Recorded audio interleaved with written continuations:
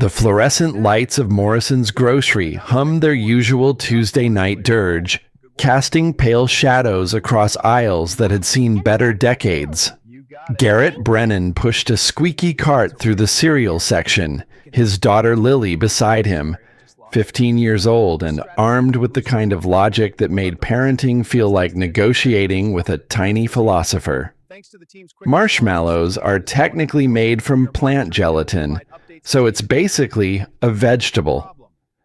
Garrett reached for a box of cornflakes, the responsible choice that would balance whatever sugar bomb she eventually talked him into. The worn handle of the mop bucket sat 20 feet away, right where he'd left it during his shift break.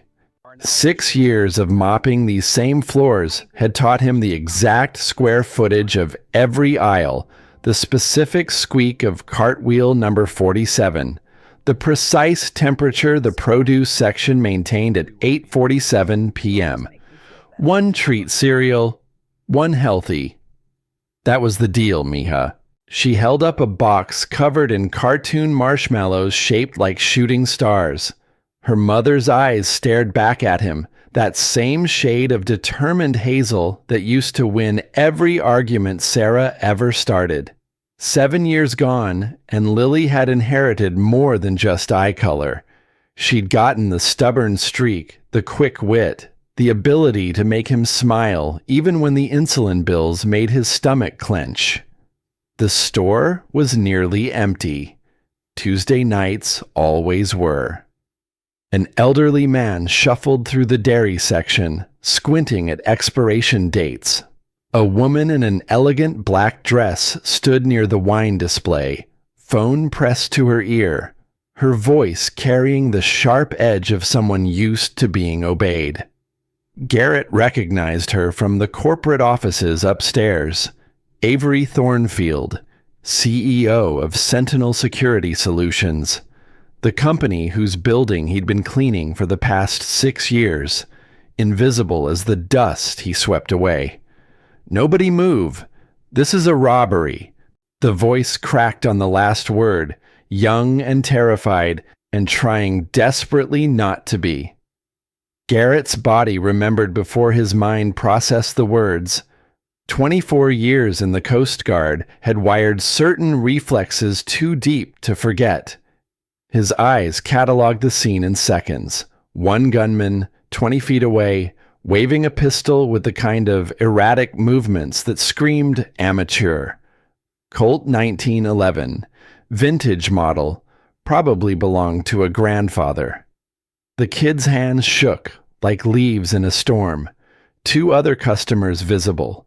The elderly man near the yogurt had frozen mid-reach.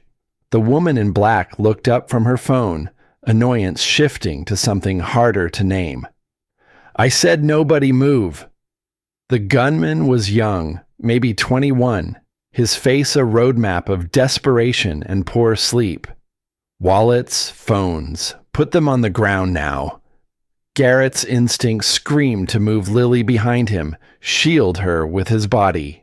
But years of rescue operations in helicopter bays over freezing Alaskan water had taught him that predictable responses got people killed. Instead, he calmly picked up the box of cornflakes he'd been reaching for, his movements slow and deliberate. "Lily, go ahead and grab those marshmallow ones you wanted." His daughter looked at him, confusion flickering across her face, but trust won out. That's what 6 years of single parenting built. Trust that ran deeper than fear. "Okay, Dad." The gunman's attention snapped toward them like a wire pulled taut. "I said don't move." Garrett didn't even glance at him. Just continued reading the nutrition label like it was the most important document in the world, his voice conversational, almost bored. "Did you know these have added B vitamins? Interesting choice for a breakfast cereal." "Are you deaf?" The gunman moved closer, the pistol now pointed directly at Garrett's chest. "Put down the cereal and give me your wallet." Garrett finally looked at him, his expression calm, almost gentle. The word came out simple and final. No. It hung in the air between them, that single syllable carrying more weight than a threat. The gunman's face went from red to pale, genuine shock replacing the manufactured bravado. What did you say? I said no. Garrett set the cornflakes in his cart with careful precision. Lily, sweetheart, do you want the chocolate milk or the regular kind? You think I won't shoot you? The gunman's voice climbed higher, panic edging out the attempted menace. I think you're terrified. Garrett pushed his cart forward slowly, positioning himself between the gunman and Lily with movements that looked casual, but weren't. I think you probably have a very good reason for being here making terrible decisions. I think that gun belonged to your grandfather based on the model, and I think you've never fired it. The gunman's eyes widened, pupils dilating. How did you... I also think, Garrett continued, his voice still conversational, still impossibly calm, that you picked this store because it's in a quiet area. Low security, closes late. You waited until there were few customers. You're not here to hurt anyone. You're desperate. Stop talking. Can't do that. Garrett glanced at Lily, who was watching him with complete trust, the kind that made his chest ache. See, I've got a daughter here, and she's learning from every moment of her life. Right now, she's learning how to handle fear. I'd prefer she learns that fear doesn't control us. The woman in the black dress had been edging toward the exit, but she'd stopped, staring at Garrett like he was performing surgery with a butter knife. Her phone was still in her hand, screen glowing, probably recording everything. I could shoot you right now. The gunman's voice had less conviction than before, the words falling flat against Garrett's wall of calm. You could try. But son, I spent 24 years in the Coast Guard, including multiple tours in the Bering Sea. I was an aviation survival technician, which means I pulled people out of helicopters while 50-foot waves tried to kill us both. I've had steadier hands than yours pointed at me by much scarier people than you. Garrett's voice remained matter-of-fact, like he was discussing the weather. So here's what's going to happen. You're going to put that gun down, sit on the floor, and we're going to wait for the police together. And if I don't, then I'm going to take it from you, which would be unfortunate because I'd rather not traumatize my daughter or hurt you, but I will if necessary. The gunman looked at Garrett's calm face, at his relaxed posture, at the complete absence of fear in his eyes. Something in that confidence broke through the adrenaline and panic, hitting a wall the kid didn't know how to climb. I need money. His voice cracked, tears starting to stream down his face. My mom's sick. Cancer. The treatment costs. We've got nothing left. I didn't know what else to do. Garrett's expression softened, the tactical assessment giving way to something more human. What's your name, son? Dylan. Dylan Mercer. Dylan, I understand desperate. I've been desperate. But this isn't the answer. You know that. Or you wouldn't be shaking so badly. The woman in the black dress finally found her voice, sharp and incredulous. Are you seriously having a conversation with someone pointing a gun at you? Garrett glanced at her, his tone patient. Ma'am, he's not going to shoot anyone. He's a scared kid trying to save his mother. There's a difference between that and actual danger. How can you possibly know that? Because actual killers don't announce themselves. They don't give you time to think. They just act. Garrett turned back to Dylan, his voice dropping lower, more gentle. Listen to me. Put the gun down. There are programs, charities, ways to get help. This path only ends one way, and it's not with your mother getting treatment. It's with you in prison, and her alone. Dylan's hand was shaking harder now, the gun wavering like a compass, searching for north. I don't know what to do. Start by putting the gun down. Can you do that for me? The moment stretched thin and fragile, balanced on the edge of decision.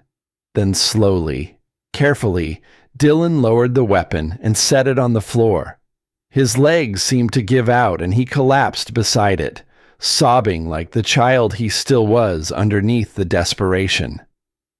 Garrett moved quickly, securing the gun and stepping between Dylan and the other customers. Lily, can you go find Mr. Patterson? Tell him we need the police, but tell him nobody's hurt and everything's okay. She nodded and ran toward the manager's office with the fearlessness of a child who trusted her father completely, who had just watched him do the impossible with nothing but words. Garrett knelt beside Dylan, his voice gentle now that the crisis had passed. What's your mother's name? Iris Calloway. She's at St. Mary's Hospital. I know the head of oncology there. Good man. Let me make some calls. Garrett looked up at the woman in the black dress, who was still recording on her phone. Her expression caught between shock and something else he couldn't quite name. Ma'am, could you please stop filming a kid's worst moment? She lowered her phone slowly, her business armor cracking just enough to show confusion underneath. Do you have any idea how insane this was? He had a gun. He could have killed you, killed your daughter, but he didn't. And now he's getting a second chance instead of spending his life in prison. Seems like a good outcome to me. Sirens wailed in the distance, growing louder. Dylan looked up at Garrett through tear-blurred eyes. Why are you helping me? Garrett's jaw tightened, something old and painful flickering across his face before he smoothed it away. Because someone once showed me grace when I needed it most. Pass it forward, Dylan. That's how the world gets better. The police arrived within minutes, blue and red lights painting the grocery store windows in alternating urgency. Garrett explained the situation calmly, provided his statement, watched as they took Dylan away in handcuffs. Before the squad car pulled away, Garrett got Iris Calloway's information, the hospital room number, promised Dylan he'd follow up. Lily returned with chocolate milk and marshmallow cereal, her eyes bright with something between pride and processing. Can we still get these, Dad? Absolutely, Mija. As they headed toward checkout, the woman in the black dress approached them, her heels clicking against linoleum with the kind of authority that came from corner offices and board meetings. Up close, she was younger than he'd thought, maybe 38, with sharp green eyes that cataloged details the way his had during rescue operations. I need to speak with you. Not a request. Ma'am, I'd really like to just pay for cereal and go home. I'm sure you would, but what you just did was either incredibly brave or incredibly stupid, and I can't decide which. Garrett smiled slightly, the expression not quite reaching his eyes. Probably both. But my daughter is safe, nobody got hurt, and a kid might get a chance to save his mother the right way. I can live with stupid if that's the result. She studied him for a long moment, her gaze sharp enough to dissect. I'm Avery Thornfield, CEO of Sentinel Security Solutions. Congratulations. I want to hire you. Garrett blinked, genuinely surprised. Based on what? Grocery store negotiations? Based on the fact that you assessed a volatile situation, remained calm under direct threat, de-escalated without violence, and prioritized the safety of everyone involved, including the perpetrator. That's not luck. That's training and character. I'm not looking for a job. I'm a janitor. It pays the bills. I'll triple whatever you're making, plus full benefits, flexible schedule for your daughter, and the chance to do something that actually uses your skills. She pulled out a business card, the stock heavy and expensive. I've been trying to develop a de-escalation training program for security personnel.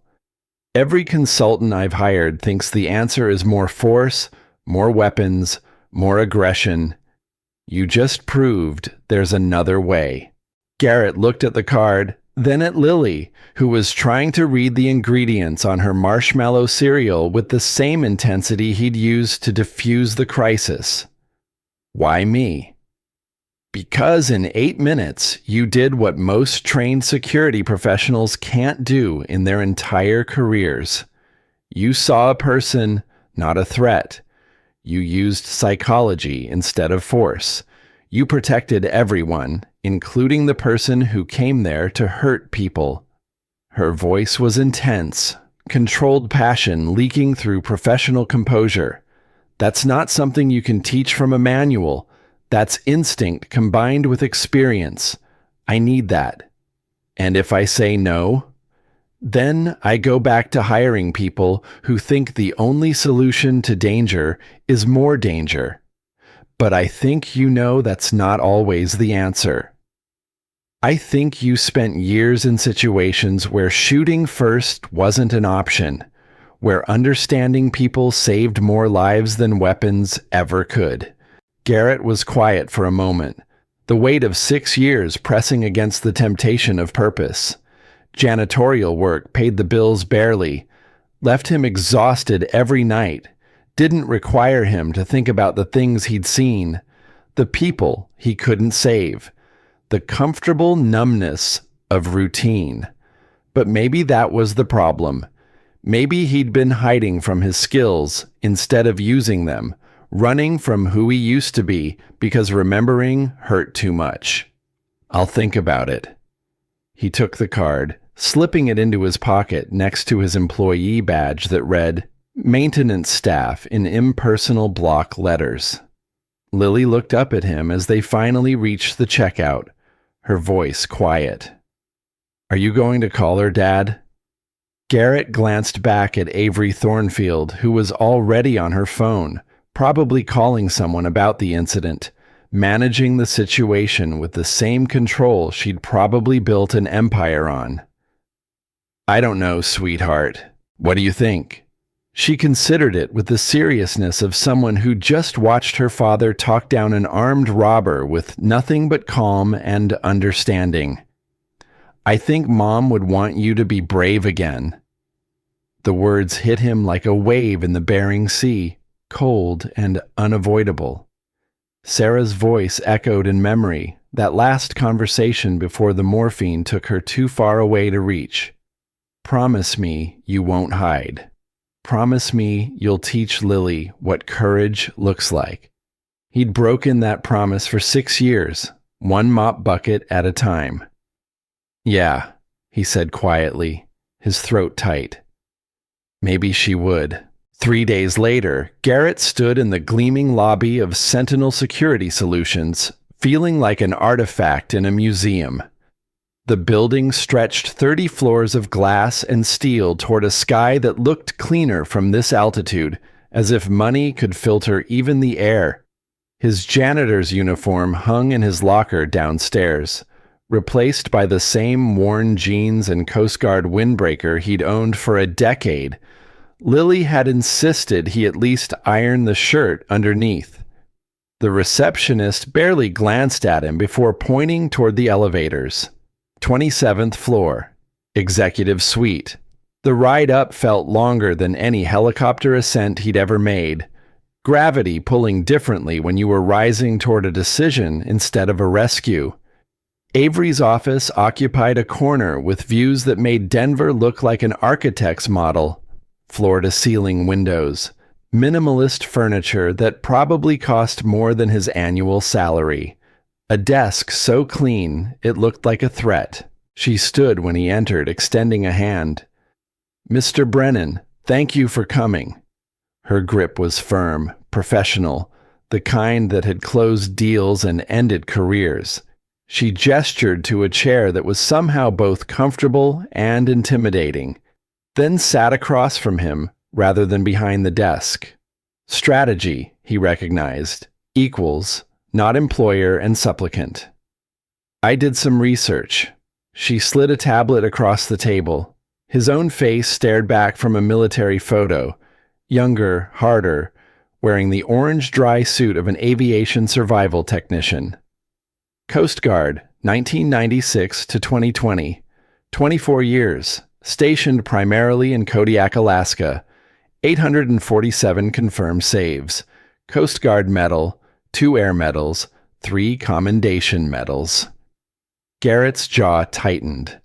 The numbers felt wrong, turned into statistics when everyone had been a person, a story, a choice made in seconds that meant life or death. You left out the failures. Failure isn't what I found. She swiped to another document. Incident report, dated April 2018. His hands went cold, reading the header. Petty Officer Noah Hartley, killed in action during a rescue operation. You were the incident commander. I made the call to abort too late. Weather turned faster than forecast. Noah went in anyway. The words came out flat, rehearsed from years of repeating them to himself. He drowned before we could extract him. 28 years old. Wife, 2 kids. Avery's expression didn't change, but something shifted in her eyes. Recognition, maybe? The kind that came from knowing loss personally. The inquiry cleared you. Weather conditions exceeded operational parameters. The report recommends you for commendation for saving the other 3 crew members. They gave me a medal for getting my best friend killed. I resigned the same month. She closed the tablet, setting it aside with deliberate care. My brother died 3 years ago. Kevin. He was 19, sophomore at CU Boulder, kidnapped for ransom by a desperate ex-employee of my father's company. Her voice stayed level, professional, but her fingers pressed white against the armrest. I hired the best security firm in the state. Former Special Forces, top credentials, 5-star reviews. They assured me they'd handle it. Garrett already knew how this ended. He'd seen enough operations go wrong to recognize the shape of tragedy before it finished forming. The ransom drop went bad. My team decided to breach the location instead of negotiating. They went in hard, tactical entry, overwhelming force. She paused, and for the first time her composure cracked. Just a hairline fracture. The kidnapper panicked, shot Kevin twice before my people could neutralize him. The security team called it a successful operation because the perpetrator was eliminated. But your brother was still dead. But my brother was still dead. She stood, walking to the window, her reflection ghostly against the Denver skyline. I built Sentinel because I thought if I could just hire better people, train them harder, give them more resources, I could prevent what happened to Kevin from happening to anyone else. But every consultant I bring in, every expert I hire, they all say the same thing. More force, faster response, overwhelming violence of action. She turned back to face him. Then I watched a janitor talk down an armed robbery with nothing but calm and understanding. No weapon, no backup. Just words and the absolute certainty that violence wasn't the only answer. Garrett shook his head. You're romanticizing it. I got lucky. Dylan was a scared kid, not a killer. Real threats don't negotiate. Don't they? She returned to her seat, leaning forward with an intensity that made the air feel thinner. How many of your rescues involved people who wanted to die? Hypothermia victims who fought against rescue? Drowning swimmers who panicked and tried to pull you under? That's different. They weren't trying to hurt anyone else. Weren't they? A panicked drowning victim can kill their rescuer. You know that. But you still went in every time because you saw past the threat to the person underneath. Her voice softened, not weak, but purposeful. That's what I need. That's what this industry needs. Someone who understands that desperation makes people dangerous, but it doesn't make them evil. The silence stretched between them, filled with the white noise of climate control and distant traffic. Garrett thought about Lily, about the insulin bills stacking up despite insurance, about the scholarship applications they'd started filling out, knowing they'd never afford the gap. Thought about 6 years of making floors shine while his skills atrophied. His purpose leaked away one night shift at a time. What exactly are you offering? Avery pulled out a contract, the pages thick with legalese and possibility. Crisis response consultant. $75,000 annually to start. Full health benefits. Education fund for Lily. Your job would be to develop and implement de-escalation training protocols for our personnel. You'd have full authority over curriculum, hiring decisions for your department, and final say on operational doctrine for crisis situations. $75,000. Triple his janitor salary. Lily's college fund suddenly possible. The insulin bills no longer a monthly crisis, but the cost wasn't measured in money. Your team won't like me. People don't change methods they trust just because someone new shows up with different ideas. Then make them trust you. She slid the contract closer. You have 24 years of experience proving your methods work. Show them. Garrett picked up the contract but didn't read it, looking instead at Avery's face, searching for the angle he knew had to be there. Nobody handed out this much money and authority without a hidden cost. Why do you really want this? It's not just about Kevin. You could memorialize him a dozen ways that don't involve restructuring your entire company. She was quiet for a long moment, her composure settling back into place like armor. When she spoke, her voice carried the weight of confession. Because I'm tired of building a company that makes the world more violent. Because every contract we sign, every client we protect, we do it by teaching people that force is the first answer, not the last resort. And I can't... She stopped, swallowed. I can't keep doing that and live with myself. There it was. Not an angle, but honesty raw enough to hurt. Garrett understood that particular kind of pain. The weight of decisions that couldn't be undone. The slow erosion of self that came from compromising what you believed in for what you needed to survive. He signed the contract without reading it. Avery's eyes widened slightly. Don't you want to review the terms? You're either honest or you're not. I choose to believe you are. He set down the pen. When do I start?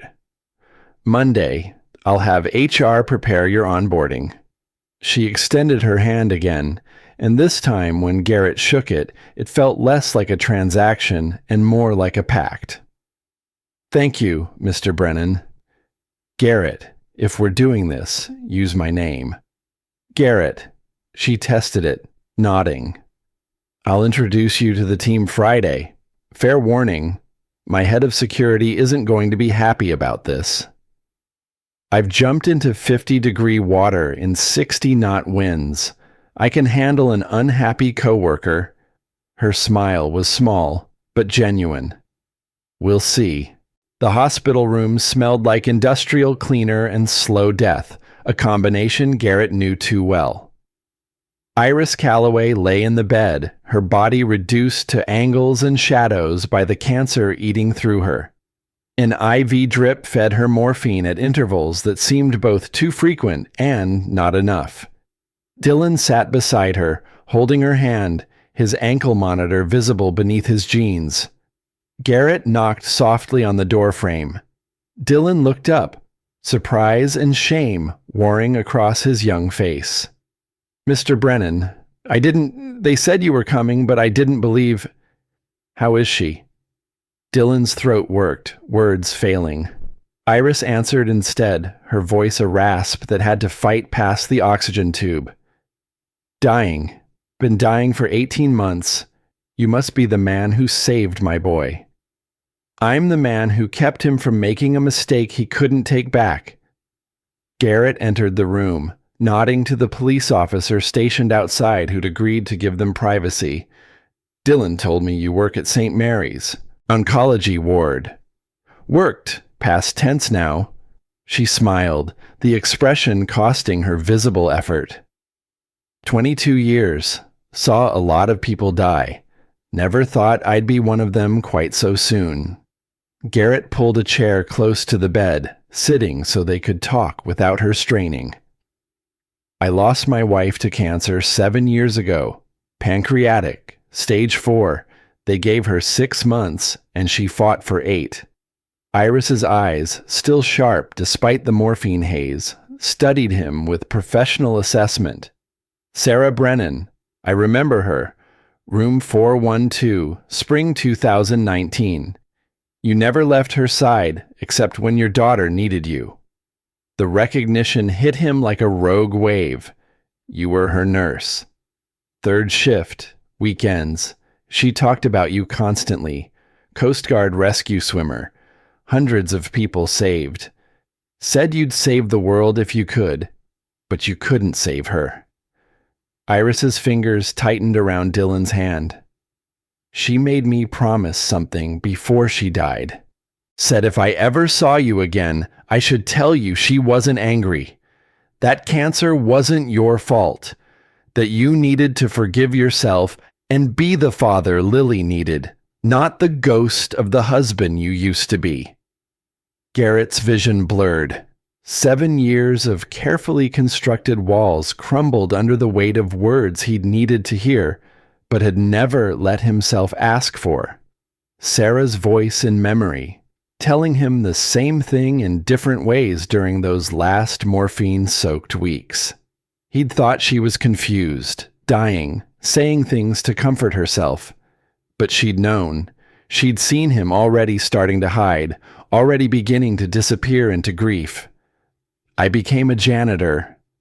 The confession came out broken. "Stopped flying, stopped saving people, stopped being who I was. Just cleaned floors for 6 years because it was simple, and I couldn't fail at it. And now?" Iris's question was gentle but insistent. "Now I'm trying to remember how to be brave again." Dylan was crying quietly, trying not to let his mother see. Iris saw anyway, the way mothers always did.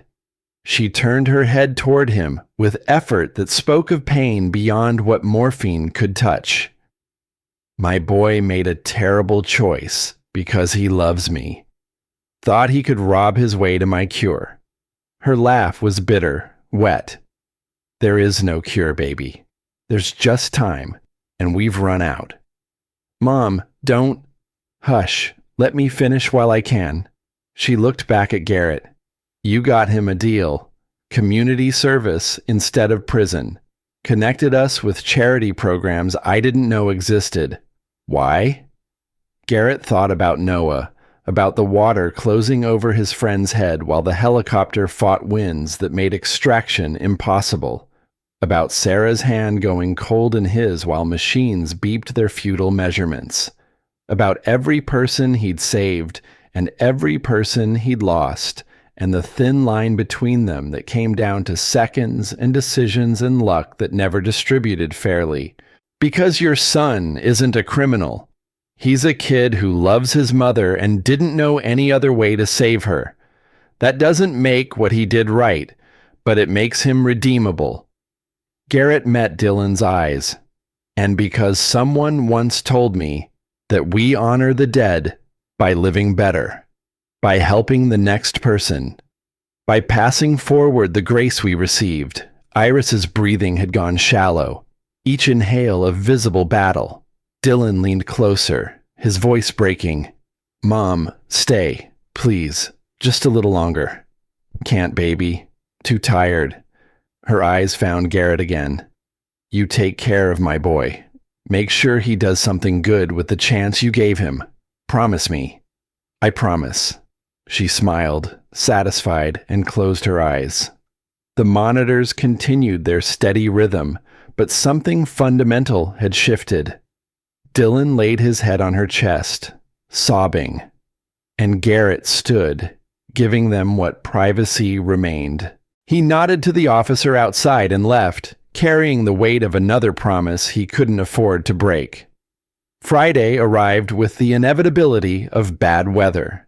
Garrett stood outside Conference Room B, hearing voices through the door. Male, mostly. Confident. Skeptical. He recognized the particular tone of operators who'd been told to accept something they hadn't chosen. Avery appeared beside him, carrying 2 coffees. She handed him one without asking. "Ready?" "Are they?" "No. That's why this will be interesting." She opened the door. 12 faces turned toward them. 12 sets of eyes that assessed and dismissed Garrett in seconds. Former military, former law enforcement, the kind of men who'd built careers on being the hardest person in any room. They sat in postures that radiated controlled aggression, arms crossed, jaws set. At the head of the table sat Colton Vance, head of security, 47 years of Marine Corps discipline carved into his features. His eyes locked on Garrett with the focus of a targeting system. Avery's voice cut through the silence with executive authority. "Gentlemen, this is Garrett Brennan. He's our new crisis response consultant. He'll be developing de-escalation protocols for the company." "De-escalation." Colton's voice made the word sound like a disease. "We're bodyguards, Ms. Thornfield. Our job is to eliminate threats, not have tea parties with them. Your job," Avery's tone went cold, "is whatever I say it is. Garrett has 24 years of Coast Guard experience. He's forgotten more about crisis management than most of you will ever learn." "Coast Guard," one of the men snorted. "So he can rescue drowning swimmers. That's adorable. How's that translate to stopping a kidnapping, a terrorist attack, an active shooter?" Garrett hadn't spoken yet, content to let them reveal themselves, but the dismissal in that voice, the casual contempt for skills earned through years of pulling people from death, sparked something he'd kept buried for too long. Aviation survival technician isn't about swimming. His voice was quiet, but it carried the weight of absolute certainty. It's about reading people in the worst moments of their lives. Hypothermia victims who fight against rescue because their brain is dying. Drowning swimmers who panic and try to kill you to save themselves. Fishermen trapped in sinking vessels who refuse to leave until you convince them their boat is already gone. He stepped closer to the table, his posture relaxed but his eyes hard. "I've talked suicidal people off of sinking ships. I've convinced mothers to hand me their children through helicopter doors while 100-foot waves tried to kill us all. I've extracted hostile patients from medical emergencies who thought we were there to hurt them. And I did it all without a weapon, without backup, without the luxury of overwhelming force. That's great for the ocean." Colton leaned back, arms crossed. "This is Denver. Our clients face human threats, not weather. Human threats are just panic with a trigger finger." Garrett's voice stayed level. "You escalate, they escalate. You show force, they show more force. It's a race to see who can be more violent, and everybody loses even when you win. I watched a 19-year-old die because a security team chose breach over negotiation. The kidnapper is dead, the victim is dead, and the only people who walked away call it a successful operation. The room went silent. Several of the men shifted uncomfortably. Colton's expression hardened into something colder. You're talking about Kevin Thornfield, Avery's brother. I'm talking about failed methodology. Garrett held his gaze. You train people to see threats instead of people, you get threat responses. You teach them force is the first answer. Violence becomes the only tool they trust. And when that tool fails, when it gets people killed who should have lived, you just call it acceptable losses and move on. That's easy to say when you've never had to make a hard call. Colton stood, his voice rising. When you've never had a gun pointed at someone you're supposed to protect and had to decide in half a second whether to shoot or watch them die. You're right. I've never had a gun pointed at someone I protected. Garrett's voice dropped lower, carrying an edge that made several men lean back instinctively. I've had 50-foot waves trying to kill everyone in my helicopter. I've had hypothermia racing my extraction time to see who'd claim the victim first. I've had equipment failures at altitude with 3 civilians depending on me to improvise a solution or we all die together. And every single time, I had to decide whether to panic or stay calm, whether to force the situation or read it, whether to act like a hammer or a human being. He paused, letting the words settle. People are alive because I chose calm. How many are alive because you chose force? Colton's jaw worked, muscles twitching. For a moment, Garrett thought he might actually swing, saw the calculation in the man's eyes. Then Avery's voice cut through the tension like a blade. This isn't a debate. Garrett will develop the training protocols. You will implement them. Anyone who has a problem with that can submit their resignation to HR by end of business today. She looked at each man in turn. Are we clear? Reluctant nods.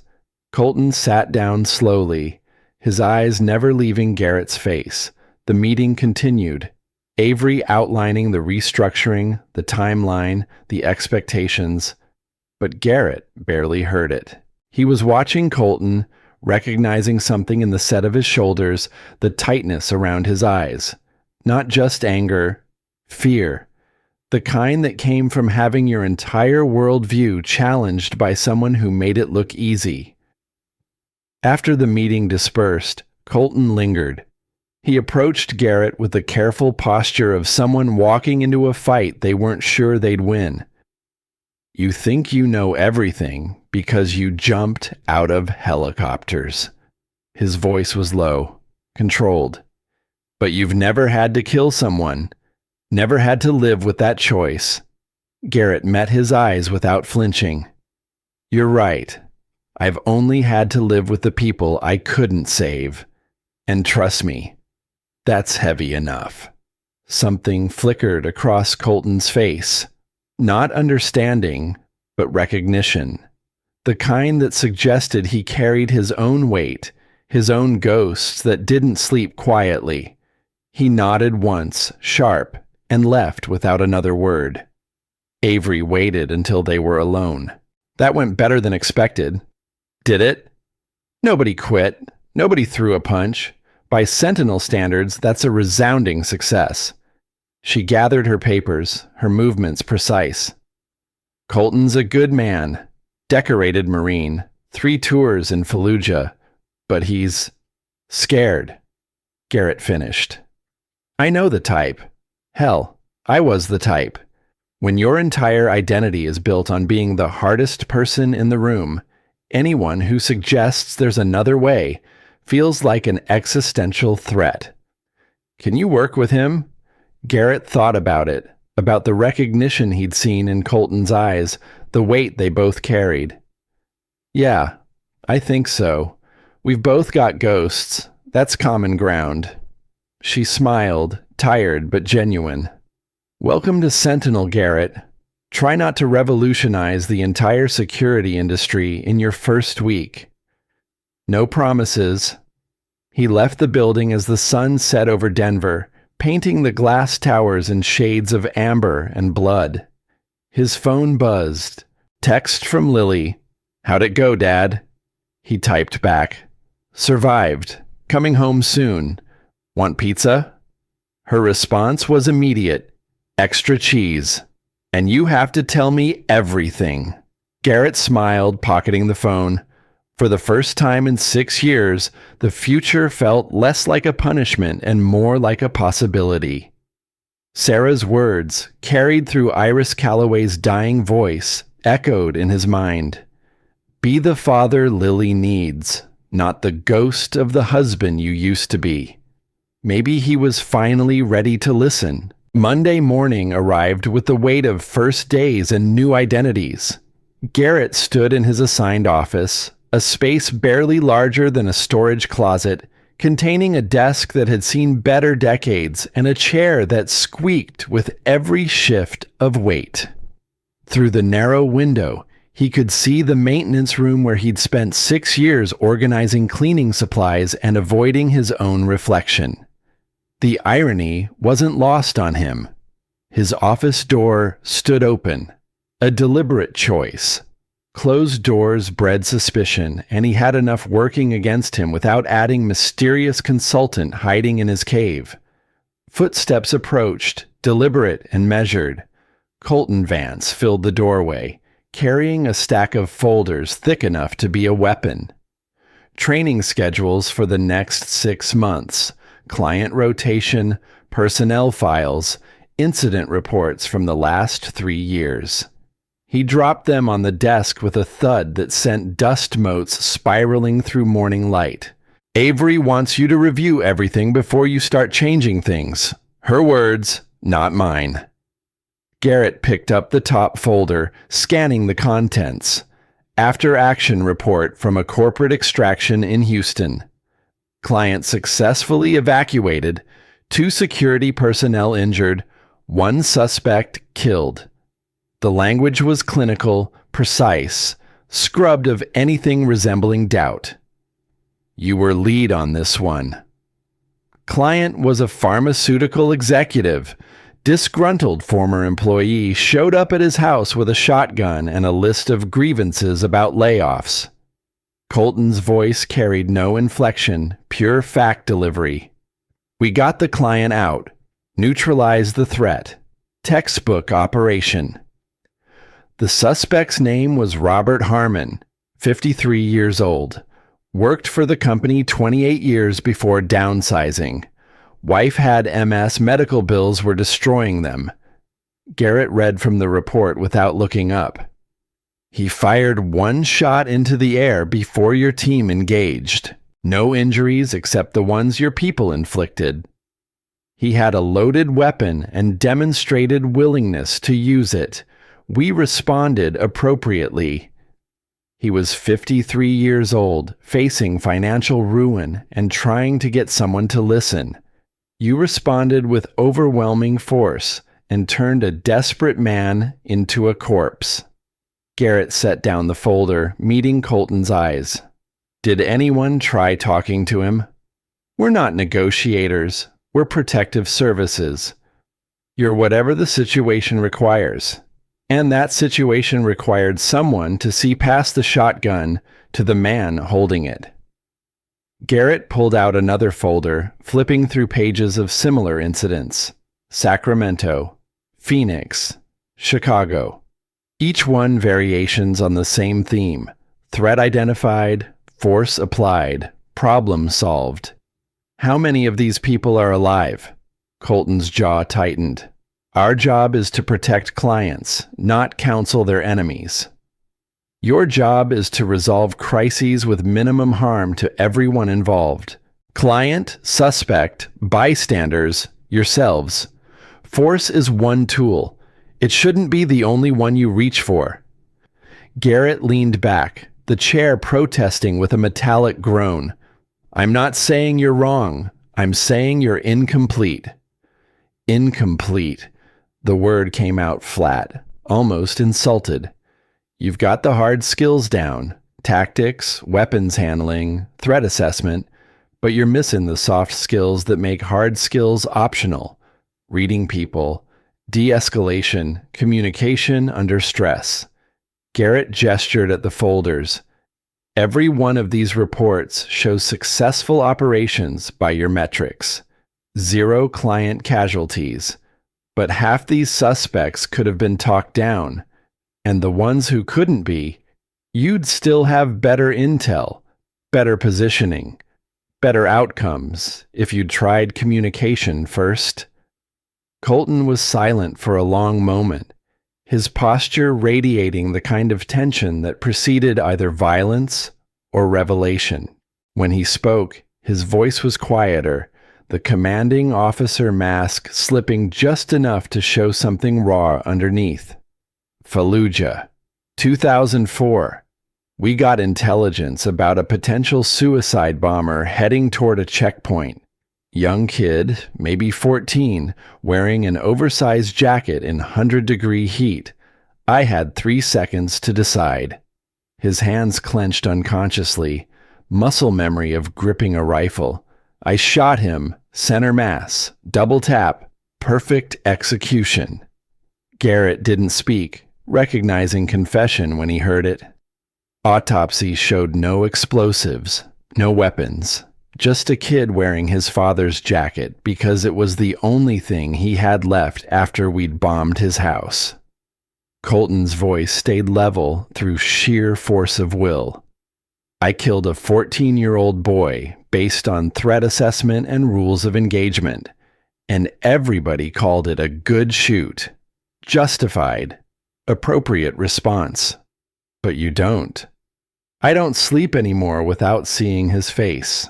Colton met Garrett's eyes, and for the first time, the antagonism was gone, replaced by something desperate and honest.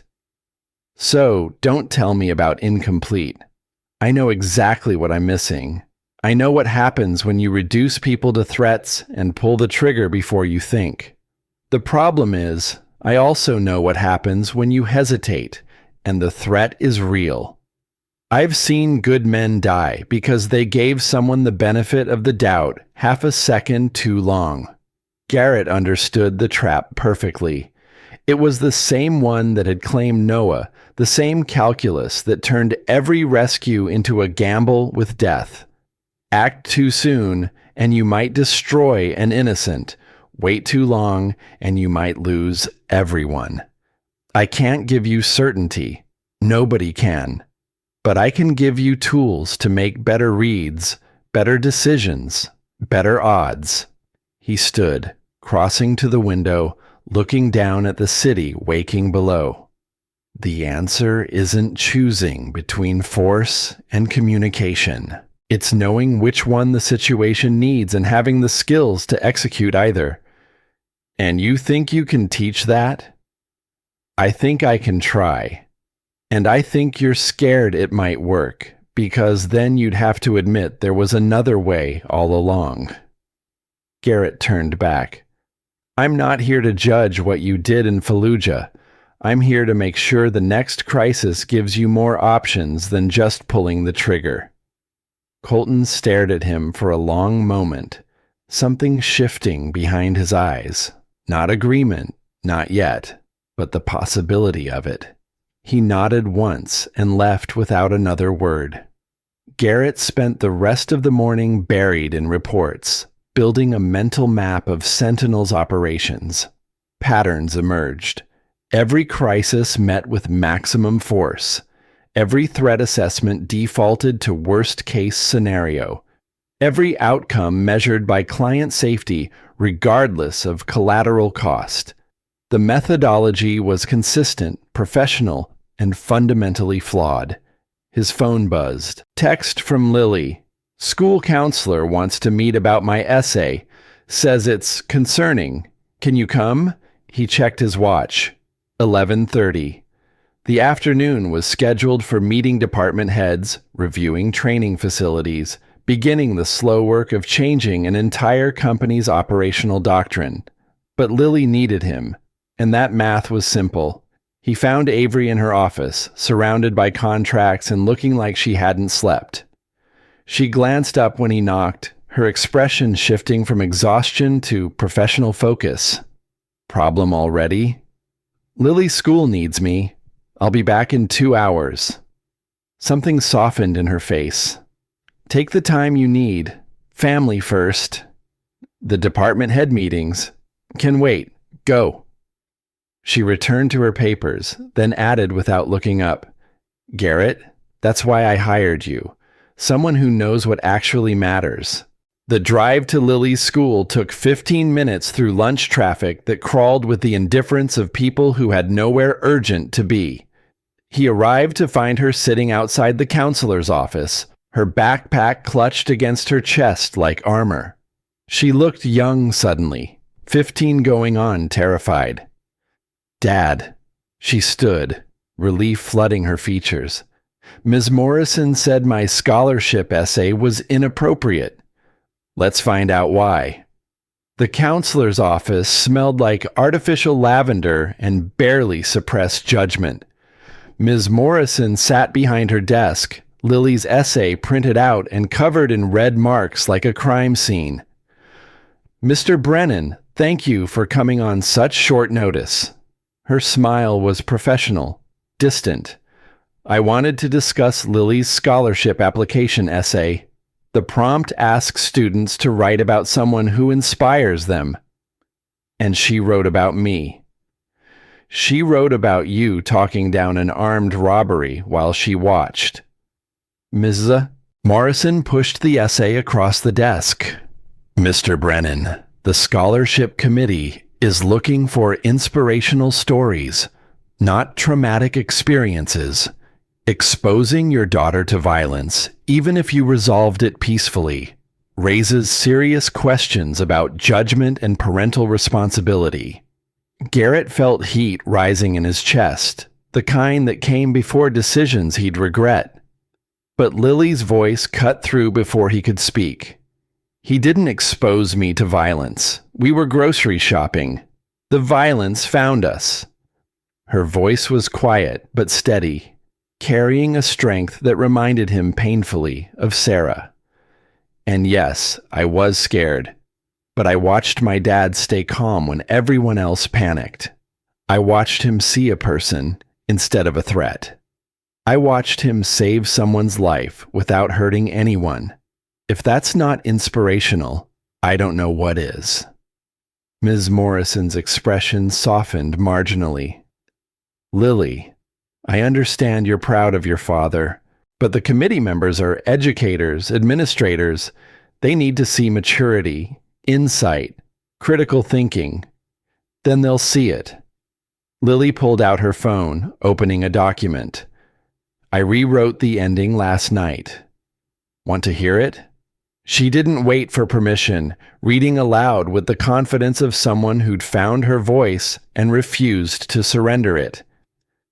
My father taught me that courage isn't the absence of fear. It's choosing compassion when fear tells you to choose force. It's seeing the human in the threat and betting your life that compassion matters more than safety. People are alive because my father made that bet and won. But he's my hero because of the person everyone else wanted dead. He saved that person too. And that's the kind of courage I want to carry forward. The silence in the office felt heavier than before, weighted with something Ms. Morrison hadn't expected to encounter. She looked at Garrett, reassessing. You're the janitor. I've seen you here picking up Lily after your shifts. Was a janitor. I'm a crisis consultant now. He kept his voice neutral, refusing to rise to the implicit dismissal. But yes, for 6 years I mopped these floors. Before that, I was Coast Guard, rescue swimmer, 24 years pulling people out of situations that should have killed them. And the robbery, that actually happened? Last Tuesday, Morrison's Grocery. It's on the news if you want verification. Garrett held her gaze. My daughter was there because I had to bring her to work with me sometimes when I couldn't afford childcare. She watched me do what I was trained to do, what I spent 2 decades learning. I'm not ashamed of that. I'm proud she learned something from it. Ms. Morrison was quiet for a long moment, then picked up the essay, scanning it again with different eyes. The writing is exceptional. The insight is mature, beyond her years. And you're right, Lily. The courage you describe is exactly what the committee is looking for. She made a notation on her computer. I'm recommending this essay for submission with highest marks. The scholarship interview is in 3 weeks. Prepare for questions about the incident, about your father's career, about how this experience shaped your perspective on conflict resolution. Lily's face lit up with relief and triumph. Thank you, Ms. Morrison. Thank your father. He raised someone who knows how to advocate for herself. She stood, extending her hand to Garrett. I apologize for the implication earlier. I see a lot of parents who put their children in dangerous situations through negligence. You're not one of them. The drive back to school was quiet until Lily broke the silence. Do you think I'll get it? The scholarship? I think you'll get whatever you earn. And that essay earns a lot. She was quiet for another moment. Ms. Morrison was wrong about one thing. You didn't just teach me courage. You taught me that being strong doesn't mean being hard. That protecting people doesn't require hurting them. That the bravest thing you can do is stay human when everything tells you to become a weapon. Garrett's throat tightened. Your mother taught me that. I'm just passing it forward. Then I'll keep passing it too. He dropped her back at school and returned to Sentinel, arriving to find his office occupied. A man in an expensive suit sat in Garrett's chair, rifling through the incident reports with the casual entitlement of someone who'd never been told no. Can I help you? The man looked up, his smile practiced and empty. Patrick Thornfield, CFO board member and Avery's uncle. He stood, not offering a handshake. You're the janitor she hired. Crisis consultant. Semantics. Patrick gestured at the folders. I've been reviewing your proposed changes to operational doctrine, de-escalation training, communication protocols, conflict resolution seminars. His tone made each phrase sound like a disease. This is a security company, Mr. Brennan. Our clients pay premium rates for premium protection. They don't want their bodyguards attending therapy sessions. They want their bodyguards keeping them alive. My methods do that with fewer casualties on all sides. Your methods are unproven in corporate security contexts. You have no credentials in this field, no track record, no basis for the revolutionary changes you're proposing. Patrick moved around the desk, invading space with the confidence of inherited wealth. My niece is having an emotional moment because her brother died. She's using you to assuage her guilt. But this company was built on results, and results require force. Results require appropriate response. Sometimes that's force. Sometimes it's conversation. And when you guess wrong, when you try talking to someone who just wants blood, when your de-escalation training gets a client killed, Patrick's voice dropped lower, more dangerous. Avery might be willing to gamble the company on your feel-good philosophy. The board isn't. We have a responsibility to shareholders, to clients, to the people whose lives depend on us making the hard calls. Like the hard call that killed Kevin Thornfield? Patrick's expression went cold. You don't get to use my nephew's death to justify your experiment. That tragedy happened because our team wasn't aggressive enough, wasn't fast enough. The kidnapper should have been neutralized before he had a chance to fire. The kidnapper should have been negotiated with before breach was necessary. But your methodology doesn't allow for that option, so a 19-year-old kid died while everyone congratulated themselves on neutralizing the threat. Garrett stepped closer, his voice quiet but carrying absolute certainty. I'm not here to make you comfortable. I'm here to make sure the next Kevin Thornfield goes home alive. Noble sentiment. Terrible business model. Patrick headed for the door, pausing at the threshold. The board meets Friday. We'll be discussing your position. I suggest you prepare a better defense than Coast Guard stories and moral superiority. He left, his expensive shoes clicking against tile like a countdown. Garrett stood in the empty office, feeling the weight of institutional resistance settling around him.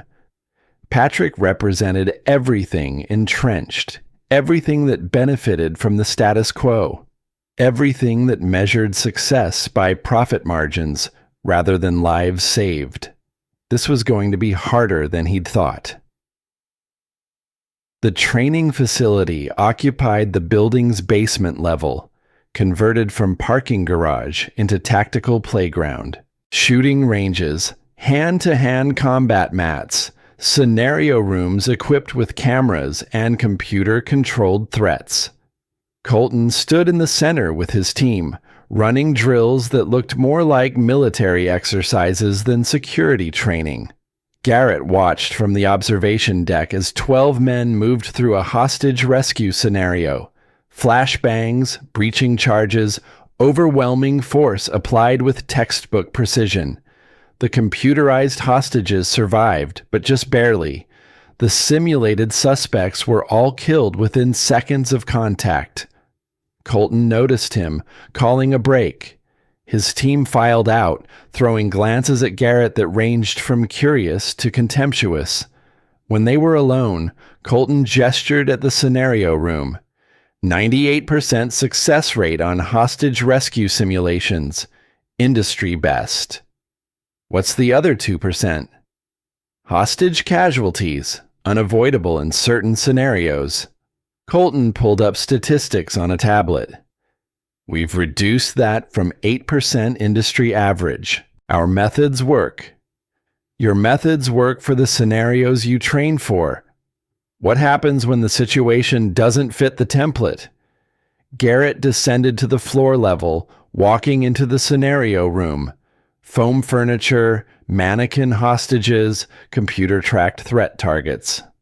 Run it again, but this time, I'm the suspect. Colton's eyebrows rose. You want my team to breach on you? I want to show you what your metrics are missing. Non-lethal rounds only. And tell them I'm armed and holding a hostage. Typical kidnapping scenario. Something flickered across Colton's face. Interest, maybe, or the anticipation of proving a point. He called his team back, briefed them on the scenario. Garrett positioned himself in the mock living room, taking one of the mannequins as his hostage. The team assembled outside, weapons ready, faces set in professional focus. The breach came exactly as Garrett expected. Flashbang through the window, door kicked in, 6 men flooding the room with weapons trained on him. He had the mannequin positioned as a shield, the simulated gun pressed to its head. Drop the weapon! Let the hostage go! Garrett didn't move, his voice loud enough to carry over the ringing their ears must be experiencing from the flashbang. My name is Robert Harmon. I worked 28 years for this company before they threw me away. My wife is dying. Nobody will listen. Someone has to listen. Drop the weapon now or we will fire. You fire, I fire. The hostage dies. Is that what you want? Garrett's voice cracked, genuine emotion bleeding through the simulation. I don't want to hurt anyone. I just want someone to hear me. Someone to acknowledge that I mattered, that my life meant something before they discarded me. The team leader's finger tightened on the trigger, the calculation visible in his eyes. Threat to hostage.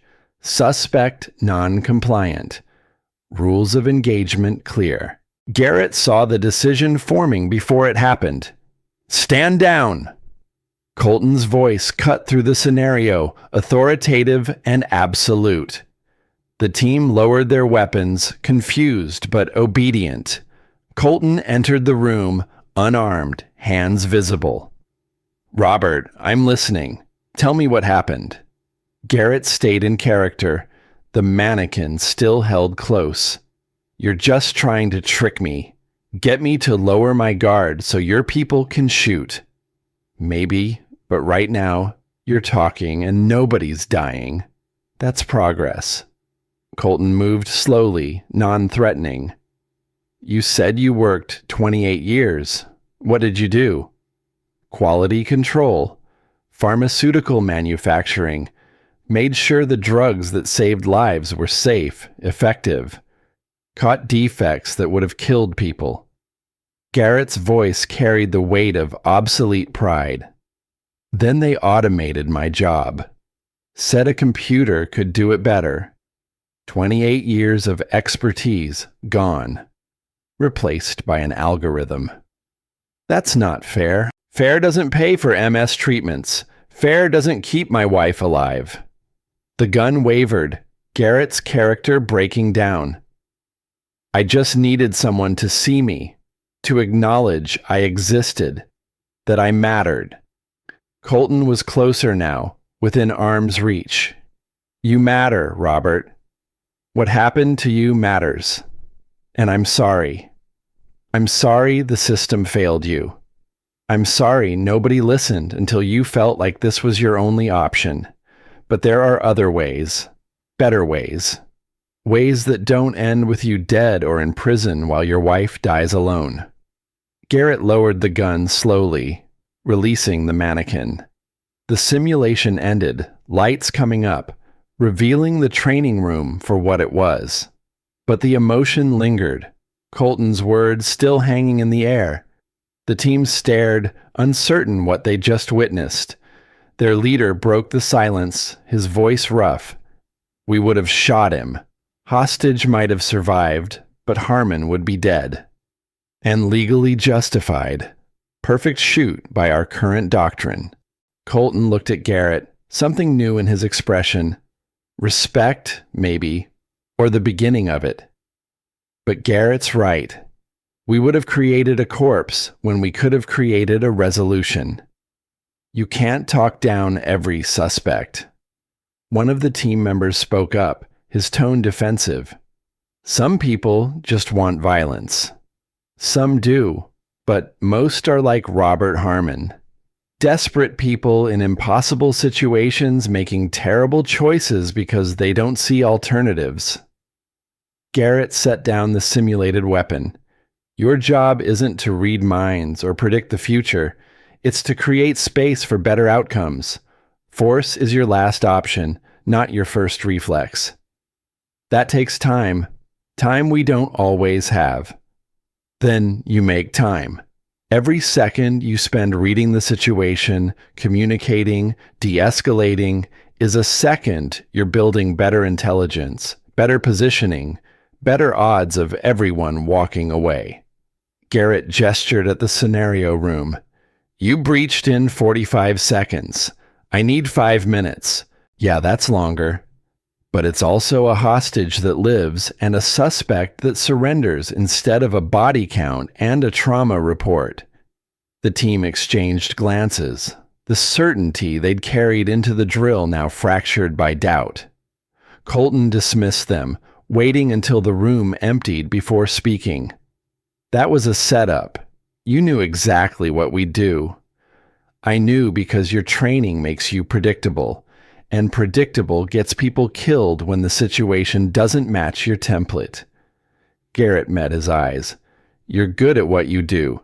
Your team is professional, well-trained, effective, but you're one-dimensional, and the real world requires more dimensions than force and speed. So teach us." Colton's voice carried no hostility, just exhausted honesty. "Show us how to be more than hammers looking for nails. Starting tomorrow, 8 a.m., every member of your team, we're going to rebuild your entire operational doctrine from the ground up." "The board won't like that." "The board doesn't have to live with killing someone who could have been saved. You do." Garrett headed for the exit, pausing at the door. "Patrick Thornfield came to see me today, threatened my position, told me the board is voting Friday to remove me." "Patrick's been trying to oust Avery since Kevin died. He sees you as her weakness, proof she's too emotional to run the company." Colton's jaw set. "For what it's worth, you're growing on me. I'd rather you stayed." "Then help me prove the methodology works. Give me one success before Friday. One crisis resolved without casualties that your old doctrine would have escalated. That's asking for a miracle. I spent 24 years making miracles happen in freezing water while people died around me. I can manage 5 days in Denver." That evening, Garrett sat at his kitchen table with Lily, helping her prepare for the scholarship interview, while his mind churned through Patrick's threat and Colton's challenge. The apartment felt smaller than usual, the walls pressing in with the accumulated weight of 6 years living paycheck to paycheck. Lily noticed his distraction. "You okay, Dad?" "Just thinking about work." "The new job you've had for exactly 1 day?" She smiled. "Must be going great. The CFO wants me fired. The security team thinks I'm naive. And I have until Friday to prove an entire company wrong about methodology they've trusted for years." He rubbed his eyes, exhaustion settling like sediment. "But yeah, going great. You talked down an armed robbery with a box of cornflakes and grocery store logic. I think you can handle corporate politics."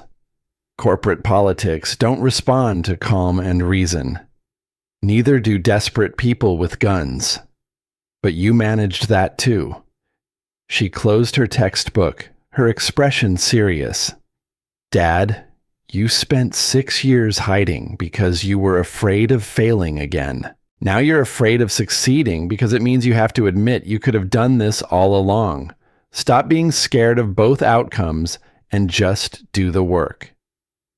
Sarah's wisdom channeled through their daughter. Garrett felt the familiar ache of her absence, the hole that never quite filled, but also something new. Gratitude that she'd left behind someone who inherited her clarity, her strength, her refusal to let him hide from what he was capable of. "When did you get so smart?" "I've always been this smart. You just finally noticed."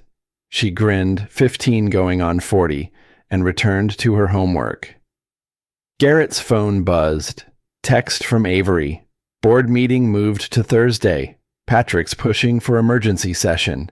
Need to talk strategy. Are you free?"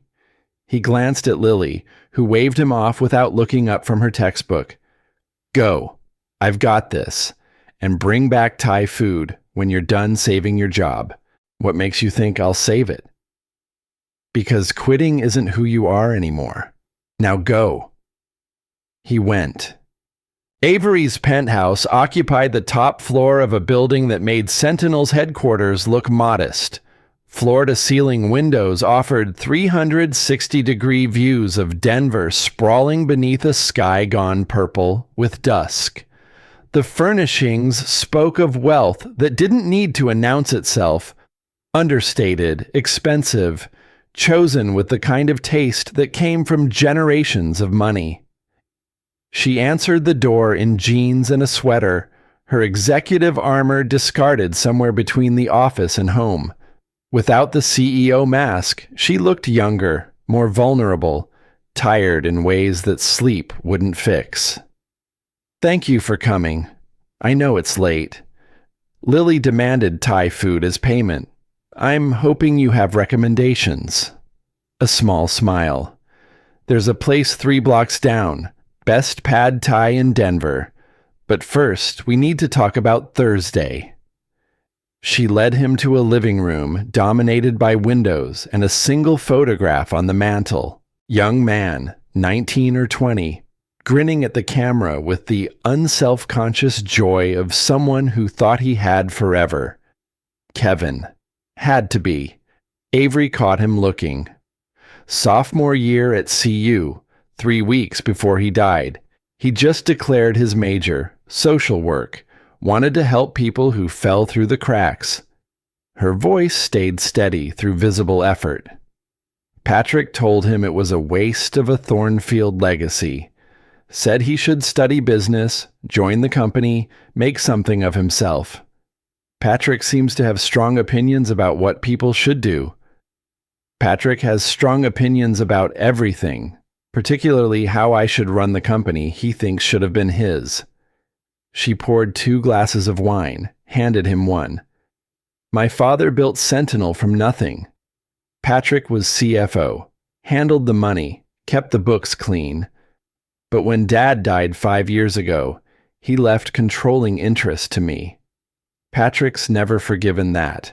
Garrett sipped the wine, recognizing quality even though his palate had been educated on whatever was cheapest at Morrison's grocery. "He said the board is voting Thursday to remove me. Can he do that? He can force the vote. And he's been working the board members since I hired you, painting you as my emotional indulgence, proof I'm too grief-stricken to lead effectively." She sat across from him, her posture still carrying traces of boardroom authority, even in casual clothes. "I have 6 votes I can count on. He has 5 guaranteed.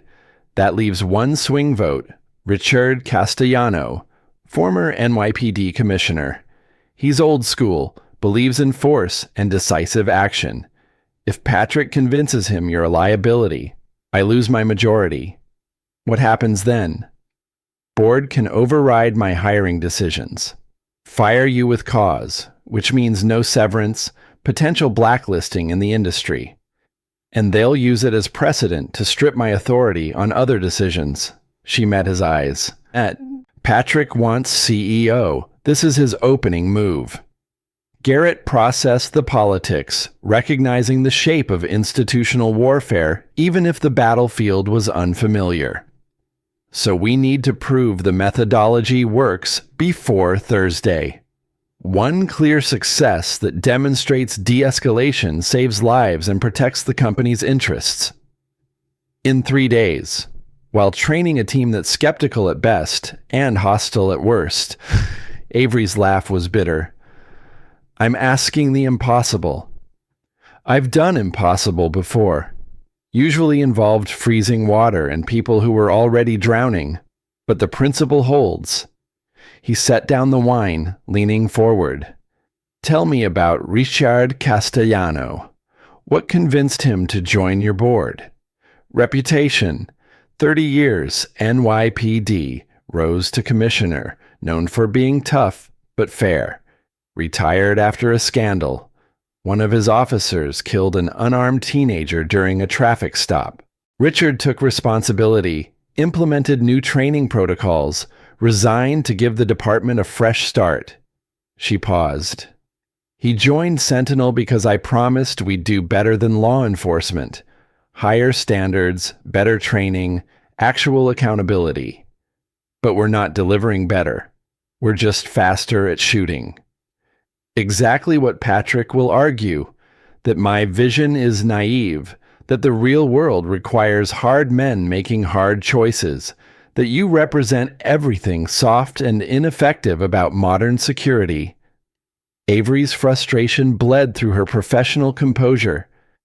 "And I don't have a counter-argument that fits in a PowerPoint presentation." "Then we don't use PowerPoint. We use reality." Garrett stood, pacing to the windows, watching the city lights flicker like distant stars. Colton challenged me to resolve one crisis before Friday using de-escalation. If we can do that, document it. Show Castellano concrete results. That requires a crisis to happen in the next 3 days. We can't exactly schedule emergencies. No, but we respond to them when they come. And Denver's a big city. Something always breaks. He turned back to face her. I need access to dispatch, real-time crisis monitoring, the ability to respond to situations outside our client base. That's not how we operate. We protect contracted clients, not the general public. Then we change how we operate, starting now. His voice carried the certainty of someone who'd made harder calls in worse circumstances. You hired me to revolutionize security methodology. Let me do it. Avery studied him for a long moment, something shifting in her expression. Not quite trust, but the willingness to gamble on it. I'll give you access. But Garrett, if this goes wrong, if someone dies because we tried de-escalation when force was necessary, then I'll resign before Patrick can fire me. And you can tell the board I was an experiment that failed. He held her gaze. But it won't fail. I've been doing this too long to bet lives on theory. She nodded slowly. Thai food. Then we plan for Thursday. They ordered delivery, spreading documents across her dining table while pad thai containers cooled between manila folders. Garrett reviewed Castellano's file, building a profile of a man who'd built a career on conviction and lost it to principle. That kind of person didn't change minds easily, but they could be reached through demonstrated integrity. He'll respect results over rhetoric. Garrett tapped the incident report from the NYPD shooting. This wasn't just political cover. He genuinely believed training could prevent tragedies. Show him our training works, he'll listen. And if we don't get a crisis to prove it? Then I walked the board through scenario analysis, show them how our current methodology creates unnecessary casualties. He pulled up the Robert Harmon case on his tablet. Pharmaceutical executive extraction. Armed suspect, justified shoot by current doctrine. But the suspect's motivation was financial desperation. His weapon was birdshot that couldn't penetrate executive protection, and he fired a warning shot rather than aiming at personnel. Every indicator suggested negotiation would work. Hindsight analysis. Patrick will say field operators don't have time for psychological profiling. Field operators need 30 seconds to read basic threat indicators. Weapon type, firing pattern, verbal communication, body language. Garrett began sketching a decision tree, mapping how threat assessment should flow. We don't need to be therapists. We just need to be human enough to recognize when someone's asking for help versus actively trying to kill. Avery watched him work, something unreadable crossing her face. When she spoke, her voice was quieter, more personal. Why did you really quit the Coast Guard? The question landed like a flashbang, scattering his thoughts. Garrett set down the pen, not looking at her. Noah Hartley died because I made a tactical decision that prioritized mission continuation over crew safety. I was incident commander. He was my responsibility. The inquiry cleared you. The inquiry wasn't in the helicopter when Noah's safety line snapped. Wasn't watching him go into 60-degree water with 100-foot swells and 50-knot winds. Wasn't listening to him scream over the radio while we tried to maneuver for extraction. His hands clenched, muscle memory of gripping controls that wouldn't respond fast enough. I had 3 seconds to decide. Abort the civilian rescue and save Noah, or complete the mission and hope we could extract him after. I chose mission. and saved 3 people, and killed my best friend. The words came out raw. Noah had 2 kids, wife. They were at his funeral, and I had to stand there receiving a commendation while his widow looked at me like I was wearing her husband's blood, which I was, just not literally. Avery was quiet for a moment. Kevin's kidnapper was named Marcus Webb, disgruntled former employee, schizophrenic, off his medication. He grabbed Kevin from a campus parking lot, held him in an abandoned warehouse, demanded $2 million and a public apology from my father for firing him. Her voice stayed controlled, factual. I hired the best security team money could buy. Former Delta Force, impeccable credentials, success rate that looked perfect on paper. They breached. Marcus had Kevin in a corner, gun to his head, crying and screaming about voices telling him to punish the family that ruined him. My team threw flashbangs, came through 3 entry points simultaneously, eliminated the threat in 4 seconds. She picked up her wine glass, staring into it like it held answers. Marcus fired twice. Both rounds hit Kevin. The security team called it a successful neutralization. Billing invoice arrived the next week. They even offered a discount on future services. Garrett understood perfectly. Different details, same shape. The guilt of knowing better methodology existed but choosing wrong anyway, of trusting expertise that measured success by body counts rather than lives saved. That's why you built Sentinel, not just to honor Kevin, but to fix the system that killed him. And then I replicated the exact same system because I didn't know any other way. Hired the same kind of people, taught the same tactics, got the same results. She met his eyes. Until I watched a janitor treat a desperate kid like a human being instead of a threat. And I realized maybe the system isn't unfixable. Maybe I've just been asking the wrong people how to fix it. The moment stretched between them, weighted with shared understanding and something more dangerous. Garrett recognized the edge they were approaching, the line between professional respect and personal connection that got blurry when 2 people bonded over trauma. He stood, breaking the tension. I should go. Lily's waiting for Thai food, and I've got early training tomorrow. Avery walked him to the door, her hand brushing his arm as he passed. The contact was brief, probably accidental, but it carried electricity that had nothing to do with static. Garrett, thank you. For trying. For caring. For being someone who sees the cost instead of just the outcome. Someone once told me the dead don't want monuments. They want the living to do better. He smiled slightly. I'm trying to do better. So am I. He left carrying pad thai and the weight of complications he didn't need, walking 3 blocks to his truck while Denver's nightlife pulsed around him.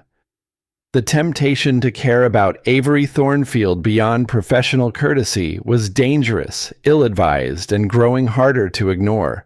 Sarah's voice in memory from one of their last coherent conversations.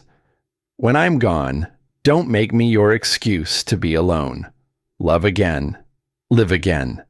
I'll be cheering you on from wherever I end up. He'd promised he would.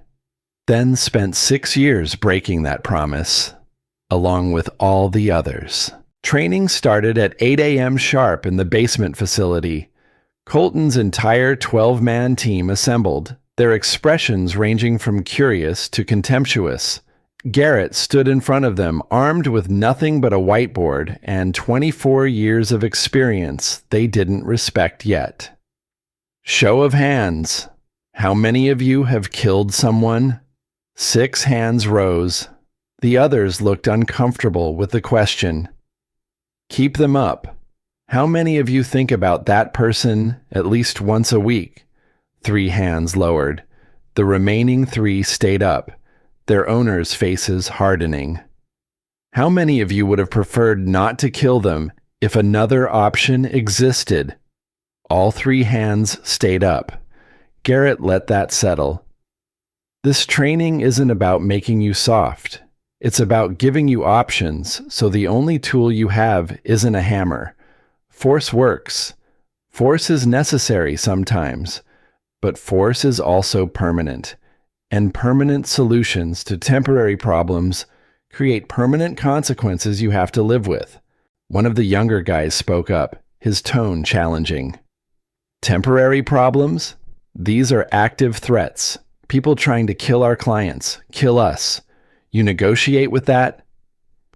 I negotiate to create time and space to accurately assess if they're actually trying to kill anyone or if they're desperate and scared and making terrible decisions. Garrett pulled up the Robert Harmon case on a screen. Pharmaceutical executive extraction. You all know this one. Classified as successful operation. One suspect, KIA, 0 client casualties. Textbook by current standards. He clicked through the incident photos. Robert Harmon's body. The shotgun beside him. The executive's statement praising Sentinel's swift response. Now look at what you didn't see in your after-action report. Weapon was loaded with birdshot. Can't penetrate body armor at range. Harmon fired one shot into the ceiling, not at personnel. His demands were to speak with company leadership about wrongful termination. He had a 28-year employment record, wife with MS, medical bills destroying him financially. Garrett let the images speak.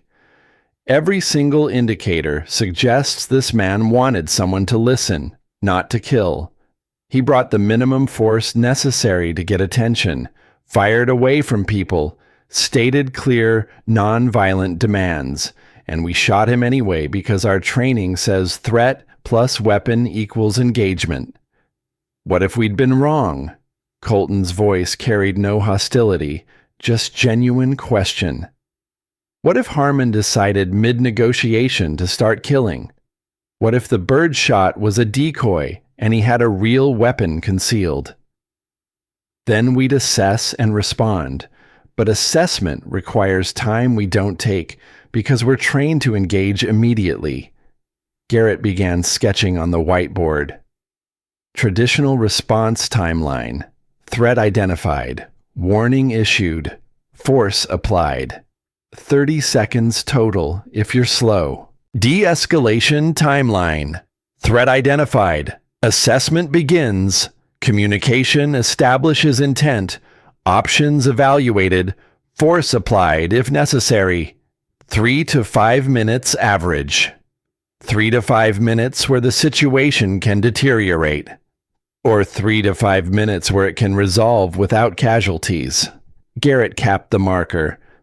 I'm not saying never use force. I'm saying force should be the last option after assessment proves it's necessary, not the first reflex because it's fastest. The youngest team member raised his hand hesitantly. How do you assess in real time? How do you know what someone's thinking when they've got a gun? Same way I knew Dylan Mercer wasn't going to shoot anyone at Morrison's grocery.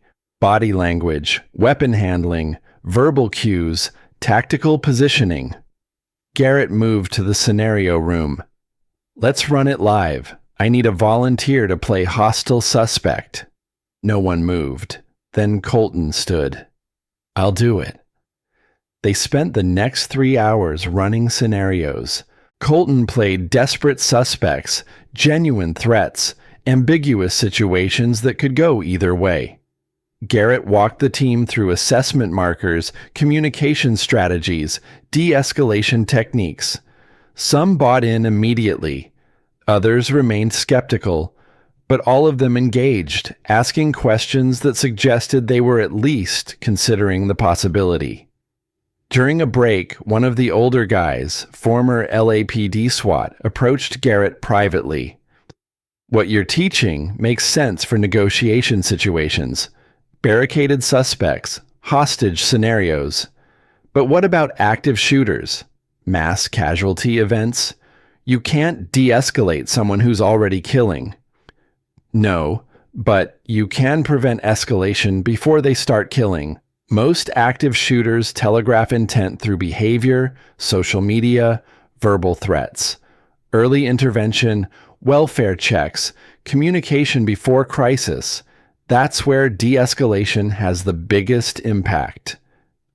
Garrett pulled up statistics. 63% of active shooter events show clear warning signs weeks or months before the incident.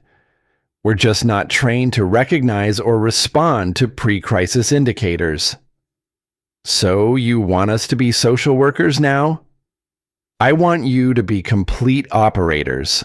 Force when necessary. Communication when possible. Assessment always. He met the guy's eyes. You've seen combat. You know the guys who survive longest aren't the ones who shoot first. They're the ones who read situations accurately and choose the right response for the specific threat. Grudging nod. I'll try it your way. But first time it gets someone killed, I'm back to shooting. Fair. Just make sure you've exhausted other options before you pull that trigger. Wednesday afternoon brought the crisis Garrett had been simultaneously hoping for and dreading. The call came through Sentinel's dispatch. Domestic situation in progress.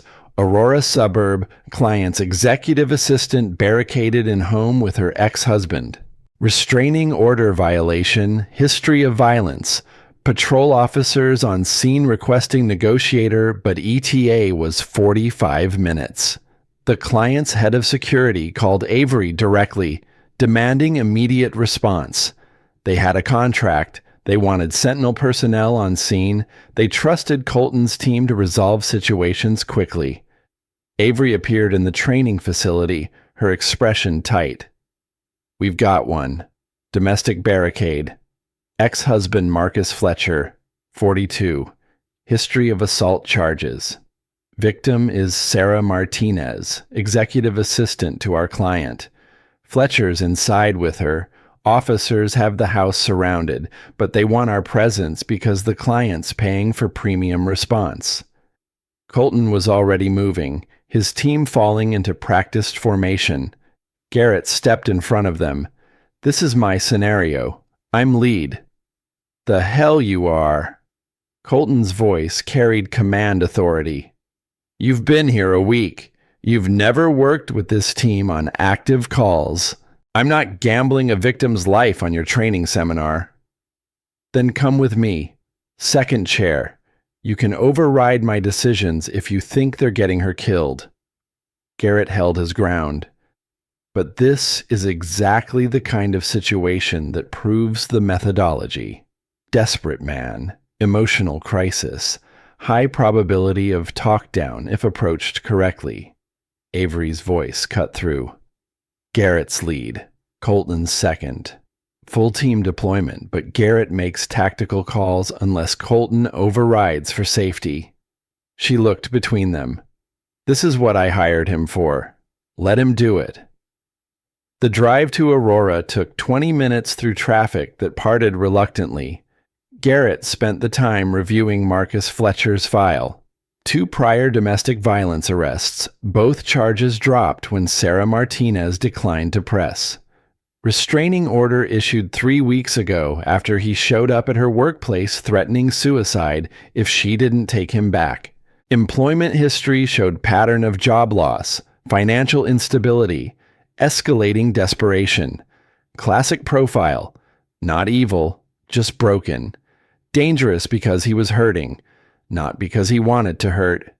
The scene was textbook suburban crisis.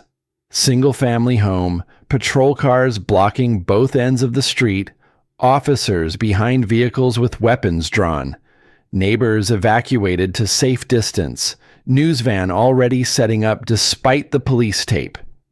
The incident commander, sergeant with 20 years on his face and cynicism in his eyes, approached as they arrived. Your Sentinel? About damn time.